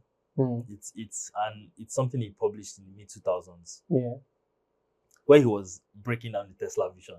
Mm. I don't know whether someone helped him write it At least he approved it. Yes. Like I believe he wrote it because of the tone and Yeah. everything. And he definitely like documented that from talking to engineers, from absorbing from them, from learning Yes. from them. But like he had the conviction to put his back Yeah. and put money in it. Right? You know, he didn't found Tesla, No, he didn't. right? But like Elon Musk is actually visionary. Like simply because Elon Musk wants us to become a multi-planetary species, Yeah.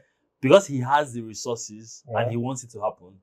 He votes everything. Yes, and not just that, like the possibility of that future just accelerates. Yeah. Do you understand? Yeah. There's this podcast called Acquired. Mm. Like they literally just talk for 3 hours, some episodes. And what they do is that before they come to the podcast, they'll read books about the company they want to talk about. Then they go into the history of the company. Like the company that, you know, Ozempic. Yeah. Ozempic is this weight loss drug. It's marketed as a weight loss drug. It's made by a company this company was pretty much one of the pioneers in bringing like diabetes treatment mainstream, like 100 years ago. Do you understand? And it's like, do you know how wild it is That's to sustain? Yes, that's very wild. And by virtue of them sustaining that vision, right, there were changes in the medical landscape that, by virtue of the fact that they were on course, they were set up for it. The very early nucleotides that now became what is now Ozempic were mostly like accidental and a lot of failure. Like that's why, like pharmaceuticals, I think now you spend at least $1 billion to take a new drug to the market. That's why they have this thing where in the US, when you bring a new drug to the market, you have an exclusive right for, I think, a number of years. Yeah, a number of years. Because you have invested in it so much. So you can make your money back. Yeah. But it's wild because they were on course, they were on the course. That's how they were able to discover what is now Ozempic by accident. They just discovered that when they are feeding rats with this drug, it just eats less and less. Like it's not hungry, so it doesn't eat. And so what the drug does is that it suppresses your hunger, your appetite, and so it does eat less and less, and so it does lose weight. And like for now, no known side effects. Do you understand? Like a hormone blocker in a sense. Yeah. And it's just, for me, like I said, like a visionary is a person with conviction. Like when you look at like some people, like, and it's every time you hear many of them speak, they're actually delusional. Yeah. To a degree, I mean, right? It's like, really, what do you mean you want to like do X? Like, yeah. So a visionary is anyone. Let me think of other examples. Okay. Let me think of a more accessible example. I think there's something to be said about even the ability to communicate vision. Okay. One of my most transformational experiences in the last 3 years was working with you guys on Eden's Rebrand. It was very transformational because it was the first time I had to think about like a brand that deeply, right? And like you quickly realize that like brand building is almost like 2,000 years ago. The most revolutionary thing you could do was start a religion. But like today is to start a brand. Yeah. Like, I know it sounds dramatic, Yeah. right? But it is what It is. It is really what it It is. is what it is, right? But like just like thinking very, very critically about like How conviction can do be you understand? translated. And I remember a meeting that Shay and Dami had at our office, right?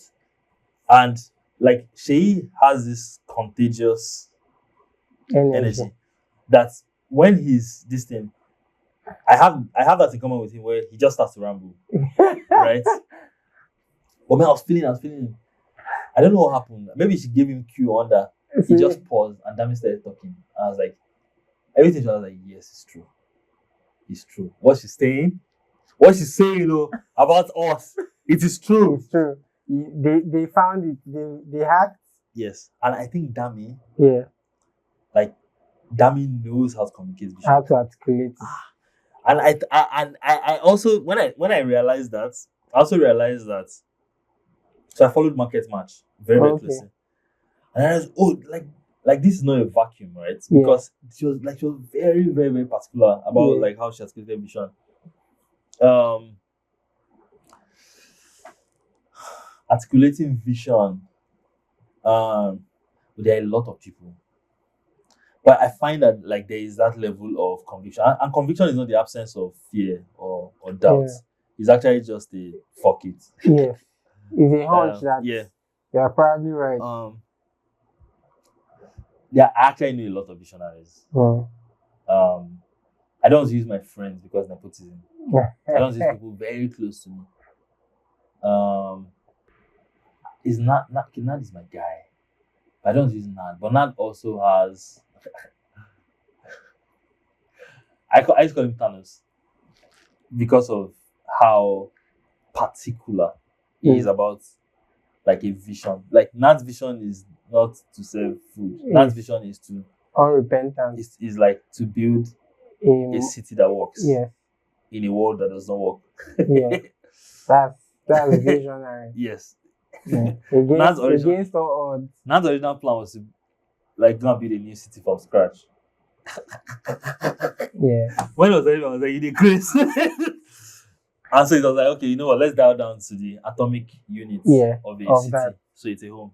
How can we run a home? Mm-hmm. Okay. What are the recurring things in a home? Food, laundry. Yeah. So you see the coherence with that sort of idea. Yes. That is, even though the expression of the vision is something else from the original idea, it's still the same idea. Yeah. It's also very important to understand that like these things take time to like arrive at. Yeah. Or to even start to see the fruit of it. Yeah. I think most people I think one of the ways to find visionaries today is people who are making things. Because you have and making things here doesn't even necessarily mean you're starting a company or starting. It's like it could even be people who are making things within existing establishments. Like, for example, one of my favorite stories is Ridwan Olalere Empire. Okay. What does that OP? When OP came to Nigeria, their focus was airtime, what everyone was doing. And so the app was so bad, right? At the time. So Ridwan was like, he was out of frustration. Then if you see him, he was always scratching a charge card. I mean, it was always rather sending airtime to someone. It's always like, always sending airtime to someone. Because whenever someone does airtime and it fails, he just kept a long list. Compensating them. And so one day, and he was just an employee, right? To be honest. One day, he gathers the entire customer success team, customer support team, and they start calling up all their customers. And they realize, and he starts to hear a recurring theme like, oh, agents, bow. And he calls up one of his guys. And he who works in a business that provides agency services. Okay. Like all these POS agents. So before it became mainstream. So early 2019 or so. Or late 2018, I can't remember now. Anyway, And then he finds out that, oh, there's an entire industry of people who just make a living off POS. Yeah. And he tries to convince the entire company to get behind it, and they're dulling. And so he you know, it's ridiculous. So he packs his money and buys a license Mm. for the company. Wow.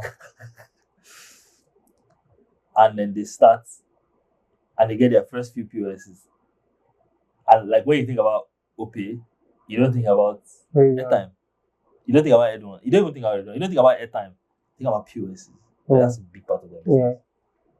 Right. So like vision is conviction. Yeah. Right. Yeah. First of all. Yeah.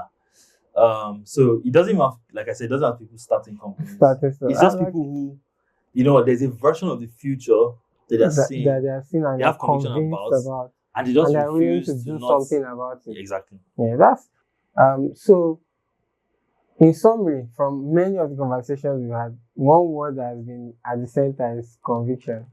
Conviction. Just it's such a big part of where I am in my life currently. Yeah. Because, for example, I had a meeting with my team on the archiving team in February. So February, we're down to our last month of payroll. So guys, you always be hearing me use one word a lot, and the word is courage.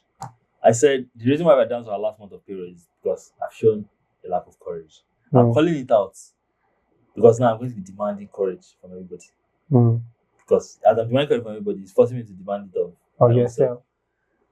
And courage was, there were places I could go and look for money, but I was like, I didn't want to be like overbearing. And you were about to be out of jobs.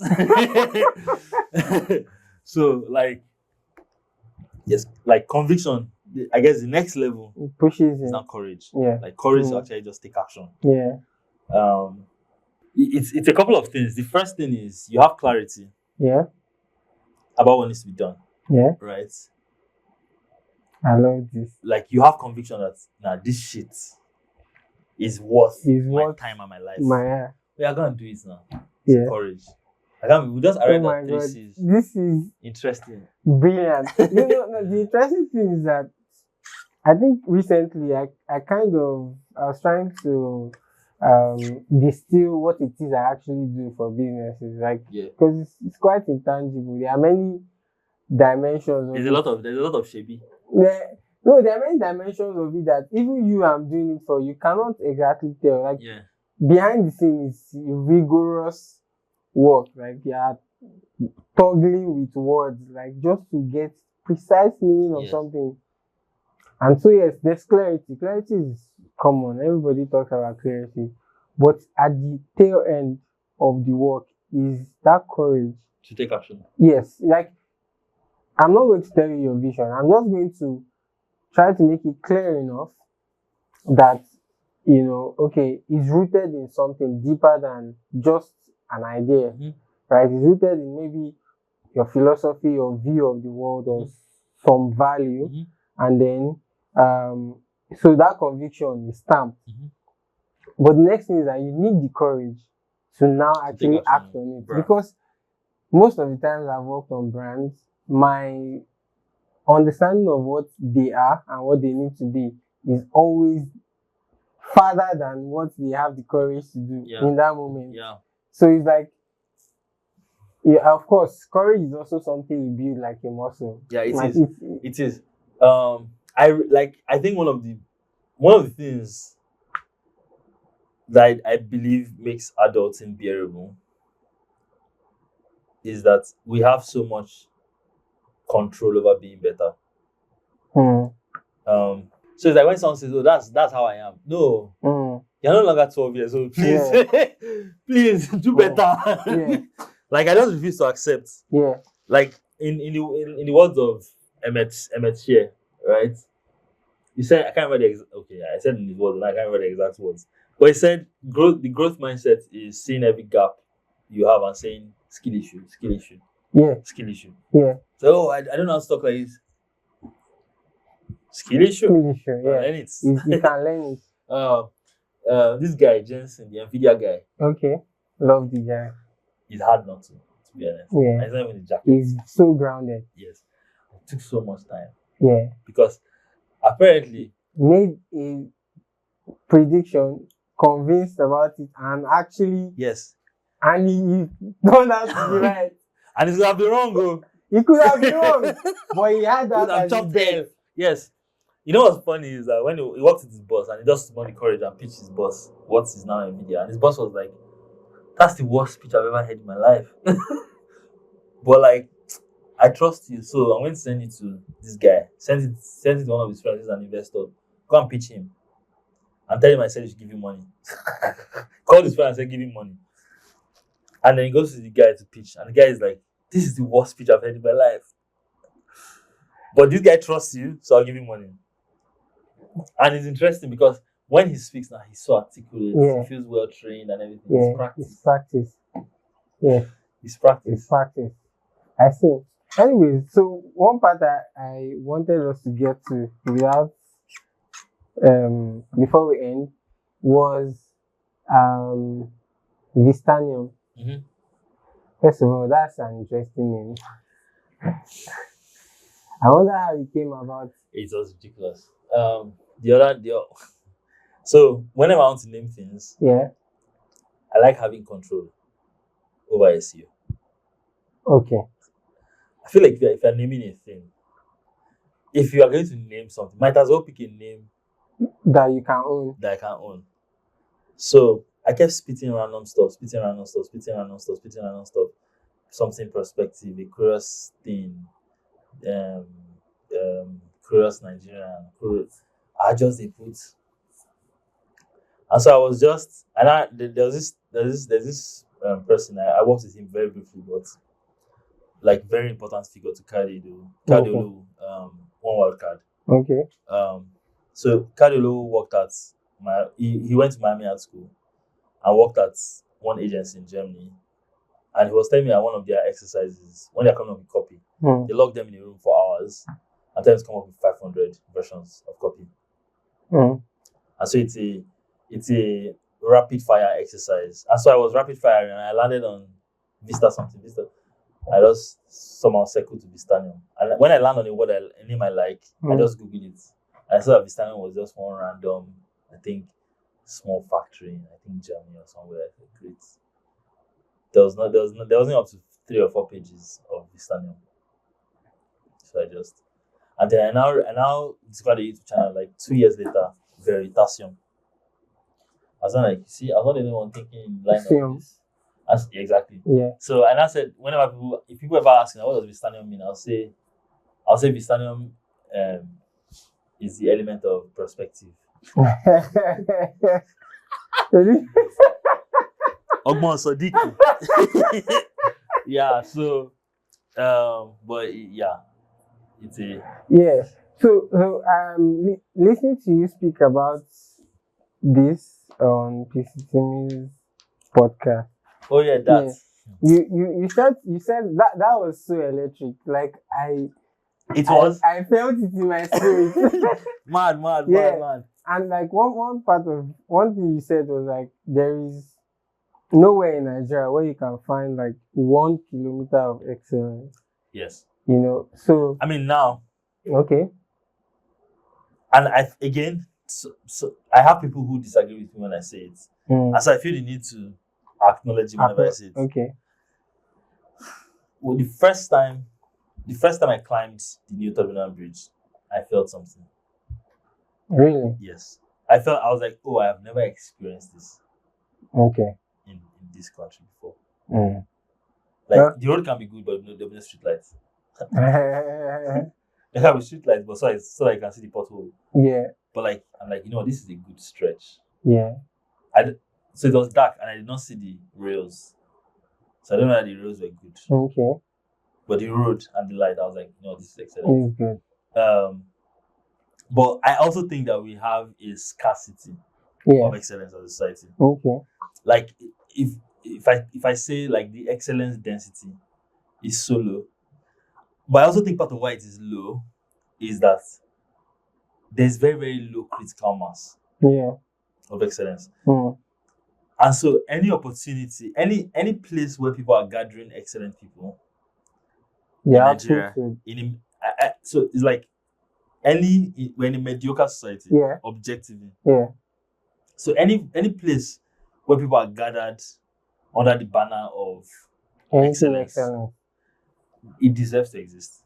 Mm. Do you understand? And so it's almost not like a practice that I'm seeking out. For example, archiving is going to have a fellowship later Okay. this year. Okay. It's going to start later this year. And it's pretty much going to be, can we assemble like extraordinary people, right? And extraordinary here is not even not necessarily because of what they've done, not like proof of work, but just Yeah. their aspirations. Yeah. And get them to make compelling work from the archives. What are they Mm. going to make? I don't know. But it's like Vistarium is specifically the practice, and I keep mixing them because again they are cut from the same, Sauce. right? Yeah. Vistarium is Okay. basically like the purpose of Vistarium is let's find extraordinary people and just get them to do like extraordinary stuff, Yeah. right? For example, sometime last year, Nana just decided that there's nothing he wants to say. He's going to make a short film. And it was wild because there was a moment where I was in a house on set and there were 20 people in the room. And all 20 people in the room were there because like she Nana said- wanted to make a short film. You want to make a chef. And we're all there. We're there till 1 a.m. Do you understand? We're there the second day. And we all showed up, right? And like those things give me hope. A lot of hope. Again, like I said, living is a labor. Yeah. But like those things just make it, like this is something to More bearable. yeah. Well, how do you think we can, flip a mediocre society like Nigeria? By rapidly increasing like just the density of excellence. Excellent. Mm. So people always say, well, that's the government's job, but yeah, that's cute, right? But like the one thing you cannot do, if you have maker complex, you're not going to wait around. Yeah. There's this guy on Twitter. People in his village failed jam, and it was like unacceptable. So what did he do? He went to set up learning Centers. centers in his village. They smashed. Do you understand? That doesn't scale. Yeah. That's fine. Right? That's fine. Yeah. Like we also need more symbols. Mm. Like Hmm. there's a chance that directly Yeah. in his lifetime, right? Yeah. Tunde Onokoya will not be able to impact like 10 million kids Yeah. directly. Mm. Like it's not impossible, right? Maybe if you give him a ministry to Mm. handle, and then that affects all the kids in Nigeria. Yeah. But like from where he is, like he's directly impacting like a few kids in the Yeah. context of like the broader Nigerian problem. Mm-hmm. But his work is symbolic enough that Yeah. it forces the rest of us To to want to think. do something. Yeah. Do you Just the way Steve Jobs and Apple, Do you get? So the revolutionized way I always think about it is that Yeah. Apple perfects things for the for top others 1%, to and then Google and Mass- Microsoft mass. make it accessible to the bottom 99, yeah. right? And so that's how I think about like excellence. Mm. Like some people need to want it badly enough Yeah. to say, you know what, as I deserve that I as do a it society. just for my Do you own understand? sake. And then all of us just follow along. Follow along. I think we need more. And so the closest clue I have to who I want to be in the future Mm. is someone who has the resources Yeah. to help people do their best work. Mm. That's the thing I Wow. like. That is Like if you say, "Oh, what's your future ambition?" That's my future ambition. yeah. I don't have another one for now. Wow. It's like, oh, I really, really believe in this thing. But Mm. one version of it today is in angel investors. Yeah. That's a version of it. Yeah. That's brilliant. I mean, if you say you don't even have a long view of like who you want to be in the future. Now this looks It's I just don't big. know it's vague, but at least Yeah, I it get. looks like Yeah. So something solid. that's like, because I find that like it's like something I already worry about. Yeah. It's like, oh yeah, I'm stressed. My work is, oh yeah, come and work on this thing. You feel Yeah. better. It's interesting. Yeah. Anyways, for the sake of your meeting, let's round this up. I so much appreciate the time, and it just started getting better. Inside life, eh? Yes. All right now. Thank you so much, Fuad. Yeah, I said the meaning of your name was What did you yours. find? So heart, beauty, very, very Let, flowery let me stuff. let me give you the meaning. Yeah. So like Fuad. So Arabic is one of the languages that has like very rich like vocabulary, Okay. right? Like Arabs have like the name for like a baby red camel. So like even the word heart has like three, yes, Okay. depending on what you're referring to. So there's Yeah. one meaning of the heart that when you're using to describe something that changes. Mm. So in Arabic literature, when they're describing how people change their minds, Yeah. they use that word. When you're trying to describe the heart as a physical, as a thing, like a container Yeah. that holds stuff, there's another word. Okay. But Fuad is used to describe the heart in the context of emotion. So it's from the root, I think it's from the root word fa'ada, like when something is burning. Okay. And so it's like, in a sense, it's like a heart that is burning with Yeah. emotion. Somehow I connect that to what you say is your own unique. What? You said spirit. Oh yeah. Oh yeah. Yeah. Because the meaning of what I'm like, I see how this feels very spirited and it's very congruent. My with favorite your- YouTuber Yeah. is the name of his YouTube channel is Spirited Man. Van Nystad. Are you serious? Yeah, I don't understand like that. Wow, beautiful.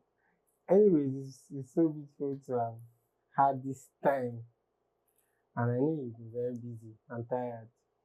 I'm And broke. you're about to drop another meeting. I'm broke. Okay. I need to stop being broke. All this, you don't ask me anything about brokenness. I really need to fix brokenness. I need to stop being broke. Well, what are you going to sell? Why you put it like that? You know what's funny? I also really suck At selling. at selling myself. So when I deconstruct the sales process Yeah. with pitching, Yeah. like so Chidi, Yeah. when I was a big about, she used to drag me along to sales meetings sometimes. Yeah. Because I think that I know how to infect Yeah. The people. energy. Yes, and how to Or infect the people. believability of something. Yes. But you see closing. Money. You see closing. Closing. And that's the real work in Yeah, sales. that's That's what I'm trying to get better at, closing. yeah. So that painful process Like of you said, following the up skill. and following up and following up. Ah, God. Yeah. Chidi, so good. Ajoke, the best. Me, I do not have the patience for it. Oh my God. So I need, I'm trying to cultivate it. Yeah. Because, Or find someone who has that aspect. yeah, but while I'm finding the person too, I find that when I cultivate the skills to a level, I can now hold them to a higher standard. Higher Even me, I can do. Wait till they talk. My man, you close this thing. Yeah. Yeah. Nice. Don't worry, I think next time we talk, you should be telling me how you have actually made all this money. Amen. Oh. Because I really need to make all this money. Like rent is due, almost due. Like literally. I kid you not. Oh my God. Is that what took you to Abuja? No, actually, I'm just gonna look for money for archiving. Oh, okay. Let's go and speak English. How did that go? That's actually quite promising. But the thing about promising is that when you're looking for money, it's always promising.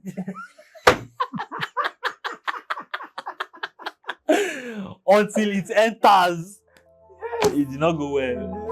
It did not go well.